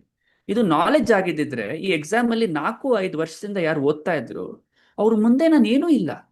ಆದ್ರೆ ಯಾವತ್ ನಾನು ಸ್ಕಿಲ್ ಅಂತ ಅರ್ಥ ಮಾಡ್ಕೊಂಡೆ, ನಾನು 8 ತಿಂಗಳಲ್ಲೇ ಕ್ಲಿಯರ್ ಮಾಡೋಕ್ಕಾಯ್ತು, ಥ್ಯಾಂಕ್ ಯು ಅಂತ ಹೇಳಿದ್ರು. ಇದೊಂದು ಅದ್ಭುತವಾದ ಜರ್ನಿ ಬಗ್ಗೆ ನಾನು ನಿಮ್ಗೆ ಹೇಳ್ಬೋದು. ಡಾಕ್ಟರ್ ಆಗಿದಾರ, IAS ಆಗಿದಾರ ಅಂತ ನಂಗೊಂದು ಡೌಟ್. ಈಗ ಅಸಿಸ್ಟೆಂಟ್ ಡಿಸ್ಟ್ರಿಕ್ಟ್ ಕಲೆಕ್ಟರ್ ಕೊಯಂಬತ್ತೂರ್, ಆತರ. ಆಮೇಲೆ ಇನ್ನೊಂದು ಉದಾಹರಣೆ ಕೊಡ್ಬೇಕು ಅಂದ್ರೆ, ನಮ್ಮ ಸ್ಟೂಡೆಂಟ್ ಚೈತನ್ಯ ರೆಡ್ಡಿ ಅಂತ, ಅವರು first district forest officer Chittoor. ಪುಷ್ಪ ಮೂವಿ ನೋಡಿರ್ಬೋದು ನೀವು. ಆ ಡಿಸ್ಟ್ರಿಕ್ಟ್ ನ ಫಸ್ಟ್ ಡಿಸ್ಟ್ರಿಕ್ಟ್ ಫಾರೆಸ್ಟ್ ಆಫೀಸರ್. ಅವ್ರು ನಮ್ಮ ಹತ್ರ ಬಂದಾಗ, ಅವ್ರು NIT ಸೂರತ್ ಕಲ್ಲಲ್ಲಿ ಓದೋರು. ಸರ್ ನಾನು ತುಂಬಾ ಪುಸ್ತಕ ಓದ್ತಾ ಇದ್ದೀನಿ, ತುಂಬಾ ಗಂಟೆ ಓದ್ತಾ ಇದ್ದೀನಿ, ಯಾಕೋ ಕ್ಲಿಯರ್ ಆಗ್ತಾ ಇಲ್ಲ ಅಂತ 3 ಅಟೆಂಪ್ಟ್ ಮಾಡಿ ಬಂದ. ಆಗ ನಾವು ಅವ್ರಿಗೆ ಅರ್ಥ ಮಾಡಿಸಿದ್ದೇನು ಅಂದ್ರೆ, ವಿಹಾನ್, ಏನಂದ್ರೆ you are process oriented not outcome oriented ಅಂತ ಅರ್ಥ ಮಾಡಿಸಿದ್ವಿ. ನೀವು ಎಷ್ಟು ಪುಸ್ತಕ ಓದ್ತಿದ್ದೀರಾ ಅಂತ ನೀವು ನೋಡ್ತಿದ್ದೀರಾ ಬಿಟ್ರೆ, ಎಕ್ಸಾಮಿನರ್ಗೆ ಬೇಕಾಗಿರೋದನ್ನ ನೀವು ಕೊಡ್ತಿದ್ದೀರಾ ಅಂತ ನೋಡ್ತಿಲ್ವಲ್ಲ ಅನ್ನೋ ಒಂದು ಮೈಂಡ್ ಸೆಟ್ ಯಾವಾಗ ಶಿಫ್ಟ್ ಮಾಡಿದ್ವಿ, ಅವ್ರು ಒಂದೇ ಅಟೆಂಪ್ಟ್ ಅಲ್ಲೇ ಇಂಡಿಯನ್ ರೆವಿನ್ಯೂ ಸರ್ವಿಸ್ ಮತ್ತೆ ಇಂಡಿಯನ್ ಫಾರೆಸ್ಟ್ ಸರ್ವಿಸ್, ಈ 2 ಎಕ್ಸಾಮ್ಗೆ ಒಂದೇ ಎಂಟ್ರೆನ್ಸ್ ಎಕ್ಸಾಮ್ ಇರುತ್ತೆ, ಬಟ್ ನೆಕ್ಸ್ಟ್ ಲೆವೆಲ್ ಡಿಫರ್ ಆಗುತ್ತೆ. 2 ಎಕ್ಸಾಮ್ ಒಂದೇ ಅಟೆಂಪ್ಟ್ ಅಲ್ಲಿ ಕ್ಲಿಯರ್ ಆಗಿ ಅವರು ಫಾರೆಸ್ಟ್ ಸರ್ವಿಸ್ ತಗೊಂಡು first DFO of Chittoor district ಆದ್ರು. ಎಷ್ಟೋ ಪುಷ್ಪ ಮೂವಿಯಲ್ಲಿ ನೀಡಿರೋ ತರ ಅವರು ಎಷ್ಟೋ ರೆಡ್ ಸ್ಯಾಂಡ್ಲರ್ಸ್ ನ ಹಿಡಿದು ಅವರು ಎಫೆಕ್ಟಿವ್ ಆಗಿ ತುಂಬಾ ಇನಿಷಿಯೇಟಿವ್ಸ್ ತಗೊಂಡಿದ್ದಾರೆ ಆ ಒಂದು ಡಿಸ್ಟ್ರಿಕ್ಟ್ ಅಲ್ಲಿ. ಅದೊಂದು ಅದ್ಭುತವಾದ ಎಕ್ಸಾಂಪಲ್. ಅದ್ಭುತ ಅದ್ಭುತ. ಬಹಳ ಖುಷಿ ಆಗತ್ತೆ ಕೇಳಿ, ಬಹಳ ಸ್ಫೂರ್ತಿನೂ ಬರುತ್ತೆ. ಅದ್ಭುತ ಸುಮಂತ. ಸೊ ಈ ಪಾಡ್ಕಾಸ್ಟ್ ಅನ್ನ ಈಗ ಯಾರೇ ಕೇಳ್ತಾ ಇದ್ರೋ, ಯಾವುದೇ ರೀತಿಯ ಕಾಂಪಿಟೇಟಿವ್ ಎಕ್ಸಾಮ್ಗೆ ಪ್ರಿಪೇರ್ ಆಗ್ತಾ ಇದ್ರೆ, ಬರೀ IAS ಅಂತಲ್ಲ, ಯಾವುದೇ ರೀತಿಯ ಎಕ್ಸಾಮ್ ಪ್ರಿಪೇರ್ ಆಗ್ತಾ ಇದ್ರೆ, ಒಂದು ಮಾನಸಿಕ ಆಲೋಚನಾ ಕ್ರಮದಲ್ಲಿ ಬದಲಾವಣೆ ಹೇಳೋದಾದ್ರೆ, ಅಥವಾ ದಿನದಲ್ಲಿ ಮಾಡುವಂತಹ ಒಂದು ಪ್ರಕ್ರಿಯೆ, ನಿಮ್ಮ ಜೀವನವನ್ನೇ ಬದಲಾಯಿಸುವಂತಹ ಒಂದು ಪ್ರಕ್ರಿಯೆ ಅಂತ ಹೇಳೋದಾದ್ರೆ ಏನನ್ನ ಹೇಳ್ತೀರಾ ಸುಮನ್? ಇಲ್ಲಿ ಪ್ರಕ್ರಿಯೆ ಅಂದ್ರೆ ಒಂದು ಸಿಸ್ಟಮ್ ಅನ್ನ ಫಾಲೋ ಮಾಡ್ಬೇಕು ನೀವೆಲ್ಲರೂ. ಓಕೆ, ಯಾವುದೇ ಎಕ್ಸಾಮ್ ಅಲ್ಲೂ ಸಹ ಒಂದು ಸಿಸ್ಟಮ್ ಇರುತ್ತೆ. ಮೊದಲನೇದಾಗಿ ನಿಮ್ಮ ಮೆಂಟರ್ ಜೊತೆ ಕೂತ್ಕೊಂಡು ಅವರು ಫಸ್ಟ್ ಈ ಎಕ್ಸಾಮ್ ಅನ್ನ ಒಂದು ಆ ಆಟ ಹೇಗೆ ಅಂತ ಅರ್ಥ ಮಾಡ್ಕೋಬೇಕು. ಆಟ ಅರ್ಥ ಮಾಡ್ಕೊಂಡ್ಮೇಲೆ ಮೊದಲನೇದಾಗಿ ಈ ಎಕ್ಸಾಮ್ಗಳನ್ನ ಕ್ಲಿಯರ್ ಮಾಡೋದಿರೋಕ್ಕಿರೋ ಸೀಕ್ರೆಟ್ ಏನು ಅಂದ್ರೆ ನೋಟ್ ಮೇಕಿಂಗ್. ನೀವು ಯಾವ ತರ ನೋಟ್ಸ್ ಮಾಡ್ಕೊಂತಿರೋ ಅದ್ರ ಮೇಲೆ ಎಲ್ಲ ವರ್ಕ್ ಆಗುತ್ತೆ. ಯಾಕೆ ನೋಟ್ ಮೇಕಿಂಗ್ ಸೀಕ್ರೆಟ್ ಅಂದ್ರೆ, ನೀವು ಬರೆಯೋವಾಗ ನಿಮ್ಮ ಸೂಕ್ತ ಮನಸ್ಸಿಗೆ ಆ ನೋಟ್ಸ್ ಹೋಗುತ್ತೆ. ಇವತ್ತು ವಿಹಾನ್ ಎಷ್ಟೋ ಜನ ಟೆಕ್ಸ್ಟ್ ಬುಕ್ ಅನ್ನ ಕಾಪಿ ಮಾಡ್ಬಿಟ್ಟು ಅದೇ ನೋಟ್ಸ್ ಅನ್ನು ಮಾಡ್ತಾರೆ. ಅದಲ್ಲ ನೋಟ್ಸ್ ಅಂದ್ರೆ ಪ್ರತಿಯೊಂದು ಎಕ್ಸಾಮ್ ಅಲ್ಲೂ ಸಹ ಒಂದು ಕಾನ್ಸೆಪ್ಟ್ ಅಂತ ಇರುತ್ತೆ. ಆ ಕಾನ್ಸೆಪ್ಟ್ ಅನ್ನ ಅರ್ಥ ಮಾಡ್ಕೊಳ್ಳೋದ್ರ ಮೇಲೆ ಫೋಕಸ್ ಮಾಡಬೇಕು. ಮತ್ತೆ ಆ ಕಾನ್ಸೆಪ್ಟ್ ಬಗ್ಗೆ ಪ್ರೀವಿಯಸ್ ಇಯರ್ಸ್ ಅಲ್ಲಿ ಯಾವ ಪ್ರಶ್ನೆಗಳನ್ನ ಕೇಳಿದ್ದಾರೆ ಅಂತ ನೋಡಿ ನಿಮ್ಮ ನೋಟ್ಸ್ ಅನ್ನ ಅಪ್ಡೇಟ್ ಮಾಡ್ಕೋಬೇಕು. ಇದು 2ನೇ ಸ್ಟೆಪ್. 3ನೇ ಸ್ಟೆಪ್ ಏನು ಅಂದ್ರೆ, ನೀವು ಬರೀ ಓದ್ತಾ ಇರೋದ್ರಿಂದ ಏನೂ ಸಿಗಲ್ಲ. ಈ ಎಲ್ಲಾ ಎಕ್ಸಾಮ್ಗಳಲ್ಲಿ, ಕಾಂಪಿಟೇಟಿವ್ ಎಕ್ಸಾಮ್ಗಳಲ್ಲಿ ಅನ್ಸರ್ಟನಿಟಿ ಅನ್ನೋದೇ ಮೇನ್ ಇರೋದು. ಓಕೆ, ಏನ್ ಬರುತ್ತೆ ಅಂತ ಗೊತ್ತಾಗಲ್ಲ, ಅದಕ್ಕೆ ಕಾಂಪಿಟೇಟಿವ್ ಎಕ್ಸಾಮ್ ಅನ್ನೋದು. ಆ ಅನ್ಸರ್ಟನಿಟಿನ ಫೇಸ್ ಮಾಡೋದಿಕ್ಕೆ, ಕಲಿಯೋದಿಕ್ಕೆ test series, mock test, simulation ಮಾಡ್ತಾರೆ. ಆ ಮಾಕ್ ಟೆಸ್ಟ್ ಸಿಮ್ಯುಲೇಷನ್ ನ ಅವ್ರು ಅರ್ಥ ಮಾಡ್ಕೊಂಡು ಹೇಗೆ ಪ್ರಶ್ನೆಗಳನ್ನ ನೀವು ಸಾಲ್ವ್ ಮಾಡ್ತಿದ್ದೀರಾ ಅಂತ ಅರ್ಥ ಮಾಡ್ಕೊಂಡು ಹೋದ್ರೆ ಯಾವುದೇ ಎಕ್ಸಾಮ್ ಅನ್ನ ಕ್ಲಿಯರ್ ಮಾಡ್ಬೋದು. ಸೊ ಸಿಂಪಲ್ ಆಗಿ ಹೇಳಬೇಕು ಅಂದ್ರೆ, ಈ ಎಕ್ಸಾಮ್ಗಳನ್ನ ಓದೋದಕ್ಕಿಂತ ಅಭ್ಯಾಸದ ಮೇಲೆ ಫೋಕಸ್ ಮಾಡಿದ್ರೆ ನೀವು ಕಾಂಪಿಟೇಟಿವ್ ಎಕ್ಸಾಮ್ಸ್ ನ ಕ್ಲಿಯರ್ ಮಾಡ್ತೀರಾ ಅಂತ ನಾನು ಹೇಳಕ್ ಇಷ್ಟ. ಅದ್ಭುತ. ಅಂದ್ರೆ ಬೇಸಿಕಲಿ ಅದೇ, ಈಗ ಎಷ್ಟೊಂದ್ ಜನಕ್ಕೆ ಅನ್ಸರ್ಟನಿಟಿ ಅಂತ ಕಂಡ್ರೇನೆ ಭಯ ಇರುತ್ತೆ, ಅಸ್ಥಿರತೆ ಅಂದ್ರೆ ಭಯ. ಆದ್ರೆ ಅದು ಈ ಒಂದು ಆಟದ ಒಂದು ಅಗತ್ಯ, ಈ ಆಟದಲ್ಲಿ ಅದು ನೆಸೆಸಿಟಿ. ಸೊ ನಾವು ಮೊದ್ಲು ಅದನ್ನ ಗೆಲ್ಬೇಕು. ಅನ್ಸರ್ಟನಿಟಿನ ಹೇಗ್ ಗೆಲ್ತೀವಿ ಅಂದ್ರೆ, ಮತ್ತೆ ಈ ಮಾಕ್ ಅಂತ ನೀವೇನ್ ಹೇಳಿದ್ರಿ, ಆ ರೀತಿ ಅಭ್ಯಾಸಗಳ ಮುಖಾಂತರ ಎಲ್ಲೊಂದ್ ಕಡೆ ಆ ಭಯ ಹೋಗ್ಬಿಡುತ್ತೆ. ಅವಾಗ ನಾವು ಜಸ್ಟ್ ಅಭ್ಯಾಸದ ಮೇರೆಗೆ ಮುಂದಕ್ಕೆ ಹೋಗ್ತೀವಿ. ಅದ್ಭುತ. ಇಲ್ಲೊಂದು ಪಾಯಿಂಟ್ ಆಡ್ ಮಾಡಕ್ ಇಷ್ಟಪಡ್ತೀನಿ. ಅನ್ಸರ್ಟನಿಟಿ, ರಿಸ್ಕ್, ಈ ಪದಗಳು ಯಾವಾಗ ಬರುತ್ತೆ ವಿಹಾನ್ ಅಂದ್ರೆ, ನೀವು ಒಂದು ಬಾಟಮ್ ಲೈನ್ ಇಟ್ಕೊಳ್ದೆ, ಇಲ್ಲ ಒಂದು ಪ್ಲಾನ್ ಬಿ ಇಟ್ಕೊಳ್ದೆ ನಿಮ್ ಲೈಫ್ ಎಲ್ಲ ಇದಕ್ಕೆ ಸ್ಯಾಕ್ರಿಫೈಸ್ ಮಾಡಿದಾಗ, ಆಗ ನಿಮ್ಮ ಮೈಂಡ್ ಪ್ಯಾಷನ್ ಇಂದ ಡೆಸ್ಪಿರೇಷನ್ಗೆ ಹೋಗ್ಬಿಡುತ್ತೆ. ನೀವು ಈ ಜರ್ನಿ ಶುರು ಮಾಡಿದಾಗ ಪ್ಯಾಷನ್ ಇಂದ ಶುರು ಮಾಡ್ತೀರಾ. ಈಗ ನಿಮ್ಗೊಂದು ಎಕ್ಸಾಂಪಲ್ ಕೊಡ್ತೀನಿ. ನಮ್ಮ ಸ್ಟೂಡೆಂಟ್ ನಿಖಿತಾ ಈಗ August 22 ಮೇನ್ಸ್ ಎಕ್ಸಾಮ್ ಅಂತ ನಡೆಯುತ್ತೆ. ಓಕೆ, ಅವರು ಜಾಬ್ ಮಾಡ್ತಾನೆ, ಜಾಬ್ ನಂತರ ರಿಲ್ಯಾಕ್ಸ್ಡ್ ಆಗಿ ಓದ್ಕೊಂಡು ಒಂದೇ ಅಟೆಂಪ್ಟ್ ಅಲ್ಲೇ ಪ್ರಿಲಿಮ್ಸ್ ಕ್ಲಿಯರ್ ಮಾಡಿ 2ನೇ ಹಂತ ಬರಿತಾ ಇದ್ದಾರೆ. ಈಗ ಆ 3 ತಿಂಗಳು ಅವ್ರು ಬ್ರೇಕ್ ತಗೊಂಡಿದ್ದಾರೆ. ಪ್ರಿಲಿಮ್ಸ್ ಮೇನ್ಸ್ ಮಧ್ಯದಲ್ಲಿ ಎಕ್ಸಾಮ್ ಪ್ರಿಪೇರ್ ಆಗೋದಕ್ಕೋಸ್ಕರ. ಮೇನ್ಸ್ ನಂತರ ಆಟೋಮ್ಯಾಟಿಕ್ ಆಗಿ ಅವರು ಜಾಬ್ಗೆ ಸೇರ್ಕೊಂಡ್ಬಿಡ್ತಾರೆ. ಇವಾಗ ಅವರ ಕ್ಲಾರಿಟಿ ಏನು, ಸೈಕಲಾಜಿಕಲ್ ಕಂಫರ್ಟ್ ಅಂತ ಕರಿತೀನಿ ನಾನು. ಅವರ ಮದುವೆ ಆಗಿದೆ, ಕೆರಿಯರ್ ನಡೀತಾ ಇದೆ, ಜೀವನ ನಡೀತಾ ಇದೆ, ಅದ್ರ ಜೊತೆ ಇದನ್ನ ವರ್ಕ್ ಮಾಡ್ತಿದ್ದಾರೆ. ಓಕೆ, ಸೊ ಅವ್ರಿಗೇನಾಗತ್ತೆ, ಎಕ್ಸಾಮ್ ಆಗ್ಬೋದು ಆಗದೆ ಇರ್ಬೋದು, ಆದ್ರೆ ಅವ್ರ ಜೀವನ ಸ್ಟಾಪ್ ಆಗ್ತಾ ಇಲ್ಲ. ಅವ್ರಿಗೆ ಯಾವಾಗ ಈ ಸೈಕಲಾಜಿಕಲ್ ಕಂಫರ್ಟ್ ಅಂತ ಇರುತ್ತೆ, ಅವರು ಎಲ್ಲಾ ಫುಲ್ ಟೈಮ್ ಸ್ಟೂಡೆಂಟ್ಗಿಂತ ಚೆನ್ನಾಗಿ ಓದ್ತಾ ಇದ್ದಾರೆ. ನಾನು ಎಕ್ಸಾಂಪಲ್ ಕೊಡ್ತಾ ಇರೋದು. ಇನ್ನೊಂದು ಉದಾಹರಣೆ ಕೊಡ್ತೀನಿ. ಈ ವರ್ಷ 99th ರ್ಯಾಂಕ್ ಬಂದ್ರು ನಮ್ಮ ಸ್ಟೂಡೆಂಟ್ ತೇಜಸ್ವಿ ದೇಶಪಾಂಡೆ. ಅವರಿಗೆ IPS ಮಹಾರಾಷ್ಟ್ರ ಅಲೋಕೇಟ್ ಆಗಿದೆ. ಅವರು ಕೆಲಸ ಮಾಡ್ತಾ ಓದ್ತಾ ಇದ್ರು. ಓಕೆ, ಅವ್ರೇನ್ ಮಾಡಿದ್ರು, ಕೆಲಸ ಮಾಡ್ತಾ ಇದ್ರು. ಜಸ್ಟ್ ಇದೇ ತರಾನೇ 3 ತಿಂಗಳು ಗ್ಯಾಪ್ ತಗೊಂಡು ಕೆಲ್ಸದ ಜೊತೆ ಓದ್ಕೊಂಡು ಹೋಗ್ತಾ ಇದ್ರು. ಅವ್ರು ನಮ್ಗಿಂತ ಮುಂಚೆ 2 ಅಟೆಂಪ್ಟ್ ಕ್ಲಿಯರ್ ಆಗ್ಲಿಲ್ಲ, 2 ಪ್ರಿಲಿಮ್ಸ್ ಕ್ಲಿಯರ್ ಆಗ್ಲಿಲ್ಲ. ಅವ್ರು ನಮ್ಮ ಹತ್ರ ಬಂದಾಗ ಅವ್ರ ಮೈಂಡ್ ಸೆಟ್ ನ ಚೇಂಜ್ ಮಾಡಿಸಿ ಕೆಲ್ಸದ ಜೊತೆನೆ ಓದಕ್ ಸ್ಟಾರ್ಟ್ ಮಾಡಿದ್ರು. 3ನೇ ಅಟೆಂಪ್ಟ್ ಅಲ್ಲಿ ಡೈರೆಕ್ಟ್ ಆಗಿ 99th ರ್ಯಾಂಕ್ ಬಂದ್ರು. ಇವತ್ತು ಅವ್ರ ಕೆಲ್ಸನ ರಿಸೈನ್ ಮಾಡಿ ಟ್ರೈನಿಂಗ್ ಹೋಗಿದ್ದಾರೆ. ಈಗ ಅವ್ರಿಗೆ 2 ಅಟೆಂಪ್ಟ್ ಹೋಯ್ತು, ಆದ್ರೆ ಅವ್ರಿಗೆ ಪ್ರೆಷರ್ ಫೀಲ್ ಆಗಿಲ್ಲ, ರಿಸ್ಕ್ ಫೀಲ್ ಆಗಿಲ್ಲ. ಏನಕ್ಕೆ? ಅವ್ರಿಗೊಂದು ಪ್ಲಾನ್ ಬಿ ಅಂತ ಇತ್ತು. ಈಗ ಎಷ್ಟೋ ಸತಿ ವಿಹಾನ್, ಎಷ್ಟೋ ಜನ ಇಲ್ಲಿ ಒಂದು ಪ್ರಾಬ್ಲಮ್ ಏನು ಅಂದ್ರೆ, ಈ ಎಕ್ಸಾಮ್ ಅಲ್ಲಿ ಯಾವಾಗ ಶುರು ಮಾಡಬೇಕು ಅಂತಿದೆ, ಈ ಎಕ್ಸಾಮ್ ಇಂದ ಯಾವಾಗ ಆಚೆ ಬರಬೇಕು ಅನ್ನೋದು ಕೂಡ ಕ್ಲಾರಿಟಿ ಇರಬೇಕು. ಅದ್ರಲ್ಲೇ ಕೂತ್ಕೊಂಡು ಅದೇ ಮಿಸ್ಟೇಕ್ಗಳನ್ನೇ ಮಾಡಿ 5 ರಿಂದ 8 ವರ್ಷ 10 ವರ್ಷ. ಯಾಕಂದ್ರೆ ಈ ಎಕ್ಸಾಮ್ ಅಲ್ಲಿ ನೀವು ಕ್ಯಾಟಗರಿ ಇದ್ರೆ 35 ವರ್ಷದವರೆಗೂ ಬರೀಬಹುದು, SC/ST ಆದ್ರೆ 37 ವರ್ಷದವರೆಗೂ ಬರೀಬಹುದು. ಹಂಗಂತ ನೀವು 37 ವರ್ಷದವರೆಗೂ ಬರೀಕೊಂಡು ಕೂತ್ಕೊಳ್ತೀರಾ? ಇಲ್ಲ. ನೀವು ನೋಡ್ಬೇಕಾಗಿರೋದು ನಿಮ್ಮ ಪ್ಲಾನ್ ಬಿ ಆಕ್ಷನ್ ಯಾವಾಗ ತಗೋಬೇಕು ಅನ್ನೋದನ್ನ ನೀವು ಯಾವಾಗ ಕರೆಕ್ಟಾಗಿ ನೋಡ್ಕೊಂತೀರಾ, ನಿಮ್ ಲೈಫಲ್ಲಿ ಅದು ರಿಸ್ಕ್, ಪ್ರೆಷರ್ ಅವೆಲ್ಲ ಬರಲ್ಲ. ಸೊ ನೀವು ಯಾವತ್ತೂ ಎಕ್ಸಾಮ್ಗಳನ್ನ ಪ್ಯಾಷನ್ ಇಂದ ಟ್ಯಾಕಲ್ ಮಾಡಬೇಕು, ಡೆಸ್ಪಿರೇಷನ್ ಇಂದಲ್ಲ. ನಾನು ಡೆಸ್ಪರೇಟ್ ಆಗಿ, ನೀವೊಂದು ಫಿಲ್ಮ್ ಮೇಕರ್, ನೀವು ಪ್ಯಾಷನ್ ಇಂದ ಒಂದು ಪ್ರಾಜೆಕ್ಟ್ ಮಾಡಿದ್ರೆ ಯಾವ ತರ ಆಚೆ ಬರುತ್ತೆ, ಡೆಸ್ಪಿರೇಷನ್ ಇಂದ ಮಾಡಿದ್ರೆ ಯಾವ ತರ ಪ್ರಾಜೆಕ್ಟ್ ಬರುತ್ತೆ. ಸೇಮ್ ಖಂಡಿತ. UPSC ಕೂಡ. ಆಸಮ್ ಆಸಮ್, ಅದ್ಭುತ. ನಾನು ನೋಡಿದೀನಿ ತುಂಬಾ ಜನ ಅದೇ ಕೆಲ್ಸಕ್ಕೆ ಹೋಗ್ಕೊಂಡು ಓದೋದಕ್ಕೆ ಆಗಲ್ಲ ಅಂತಾರೆ, ಆದ್ರೆ ಬಹಳಷ್ಟು ಉದಾಹರಣೆಗಳು ಕೆಲ್ಸಕ್ಕೆ ಹೋಗಿ ಓದ್ದಾಗ್ಲೇ ಇನ್ನೂ ಚೆನ್ನಾಗಿ ಓದಿರ್ತಾರೆ ಅವರು. ಆ ಡ್ರೈವ್, ಮೈ ಗಾಡ್, ಅದು ಬಹಳ ಒಂದು ಬೇಕಾದ ಕ್ಲಾರಿಟಿ. ಸುಮಂತ್, ಅದ್ಭುತ. ಈ 12th ಫೇಲ್ ಸಿನಿಮಾ ಬಗ್ಗೆ ನಿಮ್ಮ ಅನಿಸಿಕೆ ಏನು ಸುಮಂತ್? ಯಾಕಂದ್ರೆ ತುಂಬಾ ಚೆನ್ನಾಗಿ ತೋರಿಸಿದ್ರು ಸಿನಿಮ್ಯಾಟಿಕ್ ಆಗಿ, ಬಟ್ ಆ ತರ ಹೇಗೆ ನಡೆಯುತ್ತೆ? Cinema wise the emotions are very well captured. 12ನೇ ತರಗತಿಯ ಒಂದು ಮೂವಿ ತುಂಬಾ ಚೆನ್ನಾಗಿದೆ, ವೆರಿ ಎಮೋಷನಲ್. ಎವ್ರಿ ಟೈಮ್ ನೋಡಿದಾಗ ತುಂಬಾ ಎಮೋಷನಲ್.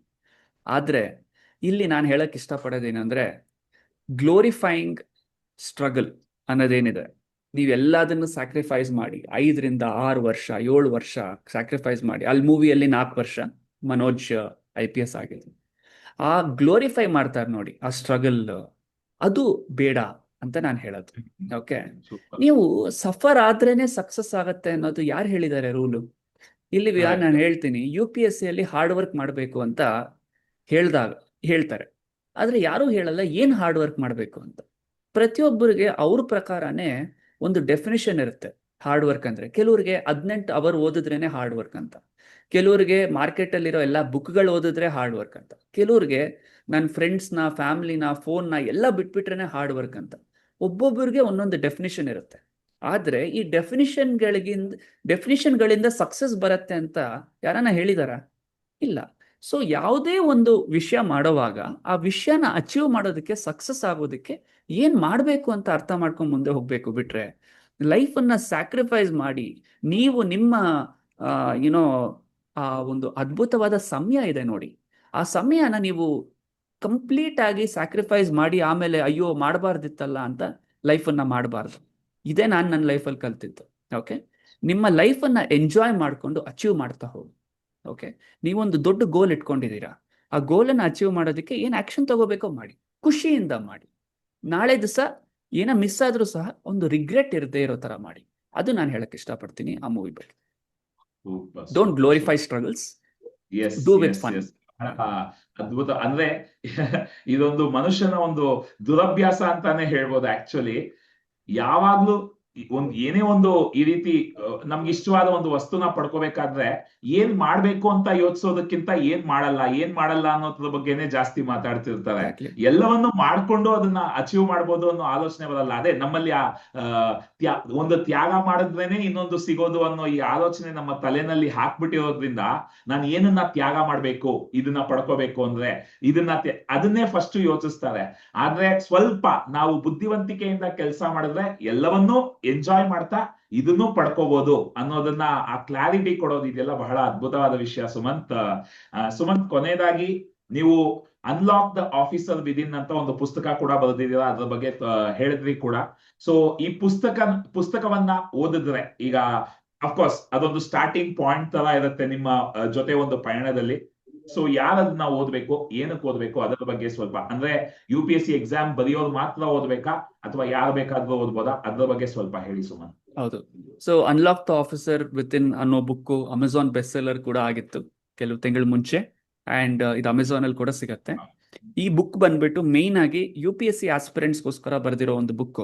ಆದ್ರೆ ಆ ಲೈಫ್ ಲೆಸನ್ಸ್ ಏನಿದೆ, ಇದು ಯಾವುದೇ ಕಾಂಪಿಟೇಟಿವ್ ಎಕ್ಸಾಮ್ ಬರೀತಿರೋ ಒಬ್ಬ ವ್ಯಕ್ತಿ ಈ ಒಂದು ಪುಸ್ತಕನ ಓದ್ಬೋದು. ಓಕೆ, ಯಾಕಂದ್ರೆ ಅದರಲ್ಲಿ ಕೊಟ್ಟಿರೋ ಸ್ಟ್ರಾಟಜೀಸ್, ಆ ಲಾಜಿಕ್ ಎಲ್ಲ ಕಾಂಪಿಟೇಟಿವ್ ಎಕ್ಸಾಮ್ಸ್ ಅಲ್ಲಿ ಯಾವ ತರ ನೀವು ಆಫೀಸರ್ನ ಅನ್ಲಾಕ್ ಮಾಡಿಬಿಟ್ಟು ನೀವು ಆ ಎಕ್ಸಾಮ್ಗಳನ್ನ ಯಾವ ತರ ನೋಡಿದ್ರೆ ನೀವು ಆ ಎಕ್ಸಾಮ್ಗಳಲ್ಲಿ ಫೇಲ್ಯೂರೇ ಆಗದೆ ನೀವು ಸಕ್ಸಸ್ ಆಗೋದಕ್ಕೆ ಸೀಕ್ರೆಟ್ಸ್ ಏನಿದೆ ಆ ಬುಕ್ಕಲ್ಲಿ ಡಿಸ್ಕಸ್ ಮಾಡಿದೀವಿ. ಆ ಬುಕ್ ಬಗ್ಗೆ ವಿಹಾನ್ ಎಲ್ಲರೂ ನೋಡ್ಬೋದು ಅಮೆಝಾನ್ ಅಲ್ಲಿ ಹೋಗ್ಬಿಟ್ಟು. ಸೂಪರ್. ಸುಮನ್, ನಿಜ ಹೇಳ್ಬೇಕು ಅಂದ್ರೆ ನೀವು ಇವತ್ತು ಮಾತಾಡೋದ್ ಕೇಳಿದ್ಮೇಲೆ ನನಗೆ ಆಸೆ ಬಂತು IAS ಬರ್ದ್ಬಿಡೋಣ ಅಂತ. ಆದ್ರೆ ಒಂದು ಕಂಡೀಷನ್ ಇದೆ, 38 ನನ್ಗೀಗ. ಸೊ 37, ಅದೇನ್ ಏಜ್ ಲಿಮಿಟ್, ಏನ್ ಲಾಜಿಕ್ ಅದು ಏನಾಗುತ್ತೆ, ರಿಸರ್ವೇಶನ್ ಪಾಲಿಸಿ ಅಂತ ಇದೆ ಗವರ್ಮೆಂಟ್ ಅಲ್ಲಿ. ಆ ರಿಸರ್ವೇಶನ್ ಪಾಲಿಸಿ ಪ್ರಕಾರ ನೀವು ಜನರಲ್ ಕ್ಯಾಟಗರಿ ಕೆಳಗಡೆ ಬಂದ್ರೆ ನಿಮ್ಗೆ 32 ವರ್ಷದವರೆಗೂ ಬರಿಬಹುದು 6 ಅಟೆಂಪ್ಟ್. ನೀವು OBC ಅದರ್ ಬ್ಯಾಕ್ವರ್ಡ್ ಕಾಸ್ಟ್ ಅನ್ನೋ ಕ್ಯಾಟಗರಿಗೆ ಇಲ್ಲ ಬಂದ್ರೆ ಅದು ಅರ್ಥ ಆಯ್ತು 35 ನನಗೆ, ಬಟ್ ಆಯ್ತು. ಏನಕ್ಕೆ ಅದು ಆ ಏಜ್ ಲಿಮಿಟ್ ಇಟ್ಟಿರೋದು ಏನ್ ಕಾರಣ ಇರ್ಬೋದು ಅಂತ. ಮುಂಚೆ ಆದ್ರೆ ನೀವು ಸುಭಾಷ್ ಚಂದ್ರ ಬೋಸ್ ಅವರೆಲ್ಲ ಆವಾಗ ಇಂಡಿಯನ್ ಸಿವಿಲ್ ಸರ್ವಿಸಸ್ ಅಂತ ಬ್ರಿಟಿಷ್ ಟೈಮಿಂದ ಇದಿದೆ. ಆಗ ನಿಮಗೆ 2 ಅಟೆಂಪ್ಟ್ ಇರ್ತಿತ್ತು, 24 ವರ್ಷದೊಳಗಡೆನೆ ಬರೆದು ಬಿಡ್ಬೇಕಿತ್ತು ಆವಾಗ. Okay, Okay. ಇವಾಗ ಏನಾಯ್ತು, ಅದನ್ನ ಇನ್ಕ್ರೀಸ್ ಮಾಡ್ತಾ ಮಾಡ್ತಾ ಹೋದ್ರು. ಸರ್ ಸ್ವಲ್ಪ ಪೊಲಿಟಿಕಲ್ ಆಗು ಲಿಂಕ್ ಆಗಿದೆ ಇದು. ಅಂದ್ರೆ ಈಗ ಎಷ್ಟೋ ಯೂತ್ ಬರಿತಾ ಇರೋದ್ರಿಂದ ರೀಸೆಂಟ್ ಆಗಿ 2014ರಲ್ಲಿ 30 ವರ್ಷದಿಂದ 32 ಮಾಡಿದ್ರು ರಾಹುಲ್ ಗಾಂಧಿ ಅವರು. ಓಕೆ, ಅದರಿಂದ ಜಾಸ್ತಿ ಆಗಿದೆ. ಈಗ ಎಷ್ಟೋ ರಿಫಾರ್ಮ್ಸ್ ಬರ್ತಾ ಇದೆ. ಏನಂತ ಹೇಳಿದ್ರೆ ಕಡಿಮೆ ಮಾಡಿ ಏಜ್ ಅನ್ನ, ಓಕೆ, ಅದನ್ನ ಮಾಡ್ತಿದ್ದಾರೆ. ರಿಫಾರ್ಮ್ಸು ಬರ್ತಾ ಇದೆ. ಬಟ್ ನಾನು ಹೇಳಕ್ ಏನ್ ಇಷ್ಟಪಡ್ತೀನಿ ಅಂದ್ರೆ, ನೀವೊಬ್ಬ ಆಫೀಸರ್ ಆದ್ರೆ it's like the biggest identity card to reach places and people that normal people can't meet. ಇವತ್ತು ನೋಡಿ, ನೀವೊಂದು ಪವರ್ಗೆ ಹೋಗ್ಬೇಕು ಅಂದ್ರೆ, ನೀವು ಒಬ್ಬ ಪೊಲಿಟಿಷಿಯನ್ ಆಗ್ಬೇಕು ಅಂದ್ರೆ ಎಷ್ಟು ಕೋಟಿ ಖರ್ಚು ಮಾಡಬೇಕು, ಎಷ್ಟು ಸಮಯ ಹಾಕಬೇಕು, ಎಷ್ಟು ಅನ್ಸರ್ಟನಿಟಿ ಇದೆ. ನೀವು ಏನೇ ಮಾಡಿದ್ರು ಆಗತ್ತಾ ಇಲ್ಲ ಅಂತ ಕೂಡ ಗೊತ್ತಿಲ್ಲ, ಹೌದಾ? ಆದ್ರೆ ನೀವು 40 ವರ್ಷ ಒಂದು ಪವರ್ ಅಲ್ಲಿ, which is equal to a political power, okay, 40 ವರ್ಷ ಸ್ಟೆಬಿಲಿಟಿಯಿಂದ ನೀವು ಆ ಪವರ್ ಅಲ್ಲಿ ಇದ್ರೆ ಯಾವ ತರ ನೀವು ಅಚೀವ್ ಮಾಡ್ಬೋದು, ಆ ಒಂದು ಅವಕಾಶ UPSC ಯಲ್ಲಿದೆ ನಿಮಗೆ. ಎರಡನೇದು, ಇವತ್ತೆಷ್ಟೋ ಜನ UPSC ನಂತರ ಡೈರೆಕ್ಟ್ ಆಗಿ ಗವರ್ನರ್ ಆಗಿದ್ದಾರೆ. ಅನ್ನಮಲೈ ಅವರು ನೋಡಿರ್ಬೋದು, BJP ಸ್ಟೇಟ್ ಹೆಡ್ ಯೂನಿಟ್ ಆಗಿದ್ದಾರೆ. I mean the kind of opportunities that you get is amazing in UPSC. Okay, ಆ ಒಂದು ಅವಕಾಶ ಪ್ರತಿಯೊಬ್ಬರು ಪಡ್ಕೊಂಡ್ರೆ ನೀವು ನಿಮ್ಮ ಸೊಸೈಟಿ ನಿಮ್ಮನ್ನ ನೋಡೋ ವಿಧಾನ ಮತ್ತೆ ನಿಮಗೆ ಮಾಡೋ ಒಂದು ಅವಕಾಶ, with great power comes great responsibility. ಆ ಪವರ್ ನಿಮಗೆ ಸಿಕ್ಕಿದಾಗ ಅದರಿಂದ ನೀವು ಏನ್ ಮಾಡ್ತೀರಾ ಅನ್ನೋದನ್ನ ನಿಮ್ ಕೈಗೆ ಬಿಟ್ಟಿರತ್ತೆ. ಆ ಪವರ್ ನಿಮ್ಗೆ ಸಿಕ್ಕಿದ್ರೆ ನೀವು ಅದನ್ನ ಮಾಡ್ಬೋದು. ಅದು ಒಂದು ಉದ್ದೇಶ.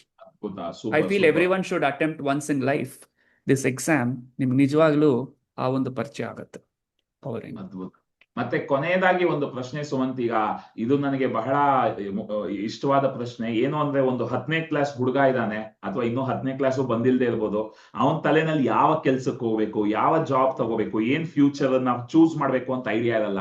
ಅಂತ ಒಬ್ಬ ವ್ಯಕ್ತಿ ನಿಮ್ ಹತ್ರ ಬಂದ್ರೆ ಅವನಿಗೆ UPSC ನ ನೀವು ಏನಕ್ಕೆ ತಗೋಬೇಕು ಅಂತ ಹೇಳ್ತೀರಾ? ಅದೇ ನಾನ್ ತಗೋಬೇಕು ಅಂತ ಕೇಳಲ್ಲ, ಅವ್ರನ್ನ ಕೇಳ್ತೀನಿ. Why becoming an officer is important for you. ನಿಮ್ ಪ್ರಕಾರ ಆಫೀಸರ್ ಆದ್ರೆ ನಿಮ್ ಜೀವನ ಯಾವ ತರ ಪರಿವರ್ತನೆ ಆಗುತ್ತೆ ನಿಮ್ ಪ್ರಕಾರ ಅಂತ ಕೇಳ್ತೀನಿ. ಅವರಿಗೆ ಆ ಕ್ಲಾರಿಟಿ ಇದ್ರೆ ಅವ್ರು ಆಟೋಮ್ಯಾಟಿಕ್ ಆಗಿ ಆ ದಾರಿ ತಗೊಂತಾರೆ. ಇಲ್ಲಿ ನಾನು ಹೇಳಕ್ ಇಷ್ಟಪಡೋದೇನು ಅಂದ್ರೆ, ಪ್ರತಿಯೊಂದು ಕೆರಿಯರ್ ಅಲ್ಲೂ ಅದರದೇ ಆದ ಒಂದು ಇದೆ. ಎಲ್ಲರೂ ಆಫೀಸರ್ ಆದ್ರೆ ನಮ್ಮ ದೇಶ ಹೆಂಗ್ ನಡೆಯುತ್ತೆ ಅಲ್ವಾ? ಸೊ ಇವತ್ತು ಪ್ರತಿಯೊಬ್ಬರು ಸಹ ಅವರವರ ರಂಗದಲ್ಲಿ ದೇಶಕ್ಕೆ ಸೇವೆ ಮಾಡ್ತಿದ್ದಾರೆ. ಫಾರ್ ಎಕ್ಸಾಂಪಲ್, ನಿಮ್ಮ ಮೂವಿ ರಂಗನೇ ತಗೋಣ. This is called soft power. ನೀವು ನಿಮ್ಮ ಮೂವಿಗಳಿಂದ ಇವತ್ತು ಒಂದು RRR ಅನ್ನೋ ಮೂವಿಯಿಂದ ಪ್ರಪಂಚ ಪೂರ್ತಿ ಹೋಗಿ ನಮ್ಮ ಕಲ್ಚರ್ ಬಗ್ಗೆ ಅವ್ರಿಗೆ ಅರ್ಥ ಆಗ್ತಾ ಇದೆ, ಹೌದಾ? ಪುಷ್ಪ ಅನ್ನೋ ಮೂವಿ ತಗೊಂಡ್ರೆ ಜಪಾನ್ ಅಲ್ಲಿ ತುಂಬಾ ದೊಡ್ಡ ಫ್ಯಾನ್ಸ್ ಇದ್ದಾರೆ. ಎಕ್ಸಾಂಪಲ್ ನಾನು ಕೊಡ್ತಾ ಇರೋದು. ಇವತ್ತು ಕೊರಿಯನ್ ಮ್ಯೂಸಿಕ್ ಮತ್ತೆ ಮೂವಿಗಳಿಂದ ಇವತ್ತು ಎಷ್ಟು ಪ್ರಪಂಚ ಪೂರ್ತಿ ಸ್ಪ್ರೆಡ್ ಆಗ್ತಾ ಇದೆ ಕೊರಿಯನ್ ಕಲ್ಚರ್ ಬಗ್ಗೆ, ಕೊರಿಯಾ ಅನ್ನೋದು ಒಂದು ಅದ್ರ ಬಗ್ಗೆ ಒಂದು ಬೇರೆ ದೇಶಗಳಿಗಿರೋ ಅಭಿಪ್ರಾಯ. ಸೊ ಒಂದು ಮೂವಿ ರಂಗದಿಂದ ಸಹ ನೀವು ದೇಶಕ್ಕೆ ಸೇವೆ ಮಾಡ್ಬೋದು. ಓಕೆ, ಬಟ್ UPSC ಅಲ್ಲಿ ಏನಾಗತ್ತೆ ಅಂದ್ರೆ, you are like the aggregator, you are the policy maker. ಇವಾಗ ಮೂವಿ ರಂಗದಲ್ಲಿ ಯಾವ ತರ, ಈಗ OTT ರೆಗ್ಯುಲೇಷನ್ ಏನಿದೆ ಅದು ಗೌರ್ಮೆಂಟ್ ಮಾಡುತ್ತೆ. ಸೊ ಆ ಗೌರ್ಮೆಂಟ್ ರೆಗ್ಯುಲೇಷನ್ ಇಂದ OTT ಬೆಳಿಬೋದು, ಕಡಿಮೆ ಆಗ್ಬೋದು. ಅಷ್ಟು ಪವರ್ ಗೌರ್ಮೆಂಟ್ಗೆ ಇದೆ. Government is like the umpire, private is like the players. Umpire out ಅಂದ್ರೆ ನೀವು ಹೋಗ್ಬೇಕು ಅಷ್ಟೇ, ಆಚೆ ನೀವೇನೇ ಆಡಕ್ಕಾಗಲ್ಲ. ಸೊ ನೀವು ಒಂದು ಅಂಪೈರ್ ಆಗೋದಕ್ಕೆ ಇಷ್ಟಪಡ್ತೀರಾ ಅಂದ್ರೆ, ಒಂದು ಶಿಪ್ ಅಲ್ಲಿ ನೀವೊಂದು ಕ್ಯಾಪ್ಟನ್ ಆಗೋದಕ್ಕೆ ಇಷ್ಟಪಡ್ತೀರಾ, ಇಲ್ಲ ಶಿಪ್ ಅನ್ನ ಮುಂದೆ ನಡೆಸೋದಕ್ಕೆ ಆ ವರ್ಕಿಂಗ್ ಸೆಕ್ಷನ್ ಅಲ್ಲಿ ಇಷ್ಟಪಡ್ತೀರಾ? ಅದ್ ನಿಮ್ ಚಾಯ್ಸ್. ಎಲ್ಲರೂ IAS ಆಗ್ಬೇಕಾ? ಯಾರು ಹೇಳಿಲ್ಲ. ಆದ್ರೆ ಆದ್ರೆ ಪ್ರತಿಯೊಬ್ರು ನಿಮ್ ತರ ಆಗ್ಬೇಕು ಅಂತ ಆಲೋಚನೆ ಮಾಡ್ತಾರೆ. So that's a choice. You can take that choice if you want. ಹಂಗೆ ಆ ಚಾಯ್ಸ್ ಅವ್ರಿಗೆ ಬಿಡ್ತೀವಿ. ಸೊ ನಿಮ್ ಪ್ರಶ್ನೆಗೆ ಕಂಪ್ಲೀಟ್ ಮಾಡೋದಕ್ಕೆ ಏನು ಅಂದ್ರೆ, ಯಾರೇ ನಿಮ್ಮ ಈ ಪರಿಚಯದಲ್ಲಿ 10ನೇ ತರಗತಿ 12ನೇ ತರಗತಿಯಲ್ಲಿರೋ ವ್ಯಕ್ತಿಗಳಿಗೆ ಬಂದಾಗ ಅವರಿಗೆ ಆ ಕೆರಿಯರ್ ಅನ್ನ ಪರಿಚಯ ಮಾಡಿಸೋದಕ್ಕೆ ಫಸ್ಟ್ ಅವರ ಒಂದು ವಿಷನ್ ಏನು ಅಂತ ಅರ್ಥ ಮಾಡ್ಕೊಂಡು, ಇದಕ್ಕೆ ಫಿಟ್ ಆಗತ್ತಾ ಆ ವಿಷನ್ ಅನ್ನೋದನ್ನ ಕೇಳಿ. ಫಾರ್ ಎಕ್ಸಾಂಪಲ್, ಯಾರನ್ನ ಬಂದ್ಬಿಟ್ಟು ನಾನು ತುಂಬಾ ದುಡ್ಡು ಮಾಡಬೇಕು ಅಂತ ಅವರ ವಿಷನ್ ಇದ್ರೆ ನಾವು ಹೇಳೋದು ಬಿ ಅ ಬಿಸ್ನೆಸ್ ಮ್ಯಾನ್. ಅವರನ್ನ UPSCಗೆ ಹಾಕಿದ್ರೆ ನಾವು ಮೋಸ ಮಾಡ್ದಂಗೆ. ಏನಕ್ಕಂದ್ರೆ ಅವರ ವಿಷನ್ಗೆ ಈ ಸರ್ವಿಸ್ ಮ್ಯಾಚ್ ಆಗಲ್ಲ. ಎಕ್ಸಾಂಪಲ್ ನಾನು ಕೊಡ್ತಿರೋದು, ಬಿಸ್ನೆಸ್ ಮಾಡಿದ್ರೆ ನಮ್ಮ ದೇಶದ ಎಕಾನಮಿ ಬೆಳೆಯುತ್ತೆ, ಅವರು ಟ್ಯಾಕ್ಸು ಕಟ್ತಾರೆ. ಇವತ್ತು ಮುಖೇಶ್ ಅಂಬಾನಿ ಬಂದು IAS ಆಫೀಸರ್ ಹಾಕಾಗಲ್ವಲ್ಲ, ಯಾಕಂದ್ರೆ ಅವರು ಒಂದು ಬಿಸ್ನೆಸ್ ಮ್ಯಾನ್ ಅಲ್ವಾ. ಸೊ ಆ ವಿಷನ್ ಪ್ರಕಾರ ಎಷ್ಟೋ ಪರಿಚಯಗಳನ್ನ ಮಾಡಿಸಿ, ಅವ್ರ ವಿಷನ್ ಪ್ರಕಾರ ಬೇಕಾಗಿರೋ ವ್ಯಕ್ತಿಗಳನ್ನ ತೋರಿಸಿ, ಅವರು ಆ ದಾರಿನ ಹುಡ್ಕೋದಕ್ಕೆ ಅವ್ರ ಕೈಯಲ್ಲೇ ಅವ್ರಿಗಾಗತ್ತೆ. ಸೂಪರ್ ಸೂಪರ್, ಬಹಳ ಒಂದು ಅದ್ಭುತವಾದ ಸ್ಪಷ್ಟನೆ ಇದು. ಯಾರೇ ಈಗ ಎಷ್ಟೊಂದು ದೊಡ್ಡವರು ಇದನ್ನ ಕೇಳಿಸ್ಕೊಳ್ತಾ ಇದ್ರೆ, ಮಕ್ಕಳಿಗೆ ಅಡ್ವೈಸ್ ಮಾಡ್ಬೇಕಾದ್ರೆ ಯಾವ ರೀತಿ ಅವ್ರಿಗೆ ಸಲಹೆ ಕೊಡ್ಬೋದು ಅನ್ನೋದ್ರ ಬಗ್ಗೆ ಒಂದು ಅದ್ಭುತವಾದ ಸ್ಪಷ್ಟನೆ ಕೊಟ್ರಿ ಸುಮಂತ್. ಸುಮಂತ್, ಬಹಳಷ್ಟು ವಿಷಯಗಳು ಕಲಿಯೋದಕ್ಕೆ ಸಿಕ್ತು, ಬಹಳಷ್ಟು ವಿಷಯಗಳು ತಿಳ್ಕೊಳ್ಳೋದಕ್ಕೆ ಸಿಕ್ತು, ಮತ್ತೆ ಬಹಳಷ್ಟು ಬರೀ UPSC ಅಂತಲ್ಲ, ಜೀವನಕ್ಕೆ ಬಹಳಷ್ಟು ಅದ್ಭುತವಾದ ಒಂದು ಯಶಸ್ಸಿನ ರಹಸ್ಯವನ್ನೇ, ಯಶಸ್ಸಿಗೆ ಬೇಕಿರುವ ಮಾರ್ಗವನ್ನ ಅದ್ಭುತವಾಗಿ ತಿಳಿಸ್ಕೊಟ್ಟಿದ್ದೀರಾ. ಬಹಳ ಧನ್ಯವಾದಗಳು ಸುಮಂತ್. ಈ ಕಾರ್ಯಕ್ರಮಕ್ಕೆ ಬಂದು ಇಷ್ಟೊತ್ತು ನಮ್ಮ ಜೊತೆ ಸಮಯವನ್ನ ಸ್ಪೆಂಡ್ ಮಾಡಿ ಬಹಳಷ್ಟು ಪ್ರಶ್ನೆಗಳಿಗೆ ಬಹಳ ತಾಳ್ಮೆಯಿಂದ ಉತ್ತರ ಕೊಟ್ಟಿದ್ದೀರಾ. ಮತ್ತೊಮ್ಮೆ ಯಾವಾಗಾದ್ರೂ ಇದೇ ರೀತಿ ನಾವು ಇನ್ನೊಂದು ಪಾಡ್ಕಾಸ್ಟ್ ನಲ್ಲಿ ಖಂಡಿತ ಸಿಗುವ.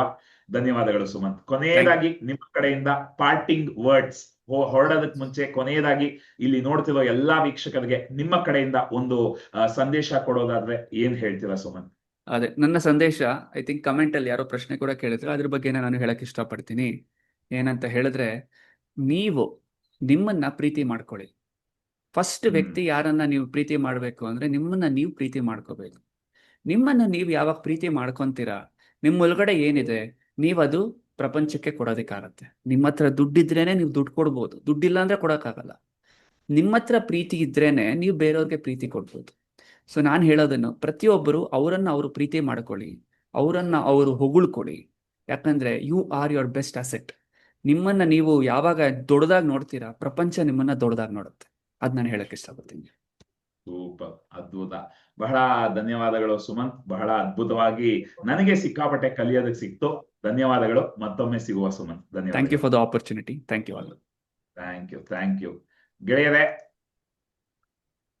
ಇವತ್ತು ಒಂದು ಅದ್ಭುತವಾದ ಸಂದರ್ಶನ, ಮತ್ತೊಂದು ಸಂಚಿಕೆ ಅದ್ಭುತವಾಗಿ ಮುಗಿದಿದೆ. ಸುಮಂತ್ ಅವರಿಂದ ನಾನೇ ಬಹಳಷ್ಟು ವಿಷಯಗಳನ್ನ ತಿಳ್ಕೊಳ್ಳೋ ಒಂದು ಅವಕಾಶ ಸಿಕ್ತು. ನನಗೆ ಬಹಳ ಇವತ್ತು ಕಲ್ತಂಗಾಯ್ತು. ಸೊ ನಿಮ್ಮೆಲ್ಲರಿಗೂ ಕೂಡ ಇದೊಂದು ಅದ್ಭುತವಾದ ಸ್ಫೂರ್ತಿಯಾಗಿ, ಇದರಿಂದ ಅದ್ಭುತವಾದ ಕೆಲವು ಆಲೋಚನಾ ಕ್ರಮಗಳು ನಿಮ್ಮಲ್ಲಿ ಹುಟ್ಟುತ್ತೆ ಅಂತ ನಂಬಿದ್ದೀನಿ. ಎಲ್ಲರೂ ಅವ್ರಿಗೆ ಕಾಮೆಂಟ್ಸ್ ನಲ್ಲಿ ತಿಳಿಸ್ಬೋದ ಧನ್ಯವಾದಗಳನ್ನ. ಹೌದು, ಅದೊಂದು ಹೇಳೋದು ಮರೆತೆ, ನಾನು ಸುಮಂತ್ನವರ ಜೊತೆ ಮಾತಾಡಿ ಅವರ ಮಾಹಿತಿಯನ್ನ, ಅವರ ಅಕಾಡೆಮಿಯ ಮಾಹಿತಿಯನ್ನ ಡಿಸ್ಕ್ರಿಪ್ಷನ್ ಅಲ್ಲಿ ಹಾಕ್ತೀನಿ. ಯಾರೇ ಈ ವಿಡಿಯೋವನ್ನ ನೋಡ್ತಾ ಸುಮಂತ್ ರವರಿಂದ ನಾನು ತರಬೇತಿ ಪಡಿಬೇಕು ಅನ್ನೋದಾದ್ರೆ ನೀವು ಆ ಮಾಹಿತಿಯನ್ನ ಇಟ್ಕೊಂಡು ಅವ್ರನ್ನ ನೀವು ಸಂಪರ್ಕಿಸ್ಬೋದು. ಯಾಕಂದ್ರೆ ಬಹಳಷ್ಟು ಜನಕ್ಕೆ ಇಲ್ಲಿವರೆಗೂ ನೀವು ಯೋಚಿಸದೇ ಇರ್ಬೋದು, ಆದ್ರೆ ಅವರು ಹೇಳಿದಾಗ ನನಗೆ ಅರ್ಥ ಆಯ್ತು, ಒಬ್ಬ MBBS ಓದಿರೋ ವ್ಯಕ್ತಿ ಕೂಡ ಆಮೇಲೆ ಈ ಒಂದು ಗುರಿಯನ್ನ ಇಟ್ಟುಕೊಂಡು IAS ಆಗಿದ್ದಾರೆ ಅಂತ. ಸೊ ಹಾಗಾಗಿ ಯಾರಿಗೆ ಅದರಲ್ಲಿ ಆಸಕ್ತಿ ಇದ್ರು ಖಂಡಿತ ನೀವು ಸುಮಂತ್ ಅವ್ರನ್ನ ಸಂಪರ್ಕಿಸಿ ಅವರ ಒಂದು ಅಕಾಡೆಮಿಯನ್ನ ಜಾಯಿನ್ ಆಗಬಹುದು. ಸೊ ಅವರು ಹೇಳಿದ ತತ್ವಗಳೆಲ್ಲ ಬರೀ UPSC ಎಕ್ಸಾಮಿಗೆ ಸೀಮಿತ ಅಲ್ಲ. ಯಾವುದೇ ಎಕ್ಸಾಮ್ ಬರೀತಾ ಇದ್ರು, ಜೀವನದಲ್ಲಿ ಯಾವುದೇ ಒಂದು ಸಾಧನೆಯನ್ನ ಮಾಡ್ಬೇಕು ಅನ್ನೋ ಛಲ ಇದ್ರು ನಿಮಗೂ ಕೂಡ ಅದು ಅನ್ವಯ ಆಗುತ್ತೆ, ನನಗೂ ಕೂಡ ಅದು ಅನ್ವಯ ಆಗುತ್ತೆ. ಹಾಗಾಗಿ ಈ ಸಂಚಿಕೆ ಎಲ್ಲರಿಗೂ ಆ ಒಂದು ಅದ್ಭುತವಾದ ಒಂದು ಮಾರ್ಗದರ್ಶನ ನೀಡುತ್ತೆ ಅನ್ನೋ ನಂಬಿಕೆನಲ್ಲಿ ಇವತ್ತಿನ ಸಂಚಿಕೆಯನ್ನ ನಾನು ಮುಗಿಸ್ತಾ ಇದ್ದೀನಿ.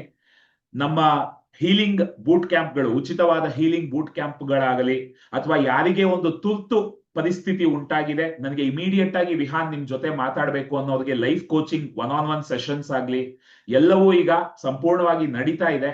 ಹಾಗಾಗಿ ನೀವು ನಮ್ಮ ಡಿಸ್ಕ್ರಿಪ್ಷನ್ ಅಲ್ಲಿ ಹಾಕಿರೋ ಲಿಂಕ್ ಅನ್ನ ಬಳಸ್ಕೊಂಡು ನಮ್ಮ ಹೀಲಿಂಗ್ ಬೂಟ್ ಕ್ಯಾಂಪ್ ಅನ್ನ ಜಾಯ್ನ್ ಆಗ್ಬೋದು. ನನ್ನ ಜೊತೆ 1-on-1 ಲೈಫ್ ಕೋಚಿಂಗ್ ಗೆ ಅಪಾಯಿಂಟ್ಮೆಂಟ್ ತಗೋಬಹುದು. ಸೊ ಮತ್ತೊಂದು ಸಂಚಿಕೆಯಲ್ಲಿ ಮತ್ತೆ ನಾನು ಸಿಗ್ತೀನಿ. ಅಲ್ಲಿವರೆಗೂ ಇದೇ ರೀತಿಯ ಸಕಾರಾತ್ಮಕ ವಿಷಯಗಳನ್ನ ಮಾತಾಡೋಣ, ಸಕಾರಾತ್ಮಕವಾಗಿ ಯೋಚಿಸೋಣ, ಸಕಾರಾತ್ಮಕವಾಗಿ ಸಂತೋಷವಾಗಿ ಬಾಳೋಣ ಅಂತ ಹೇಳ್ತಾ ಈ ಸಂಚಿಕೆನ ಮುಗಿಸ್ತಾ ಇದ್ದೀನಿ ಗೆಳೆಯರೆ. Thank you everyone. This is orange ಕನ್ನಡಕ ವಿಹಾನ್ ಸೈನಿಂಗ್ ಆಫ್. ಧನ್ಯವಾದಗಳು ಗೆಳೆಯರೆ.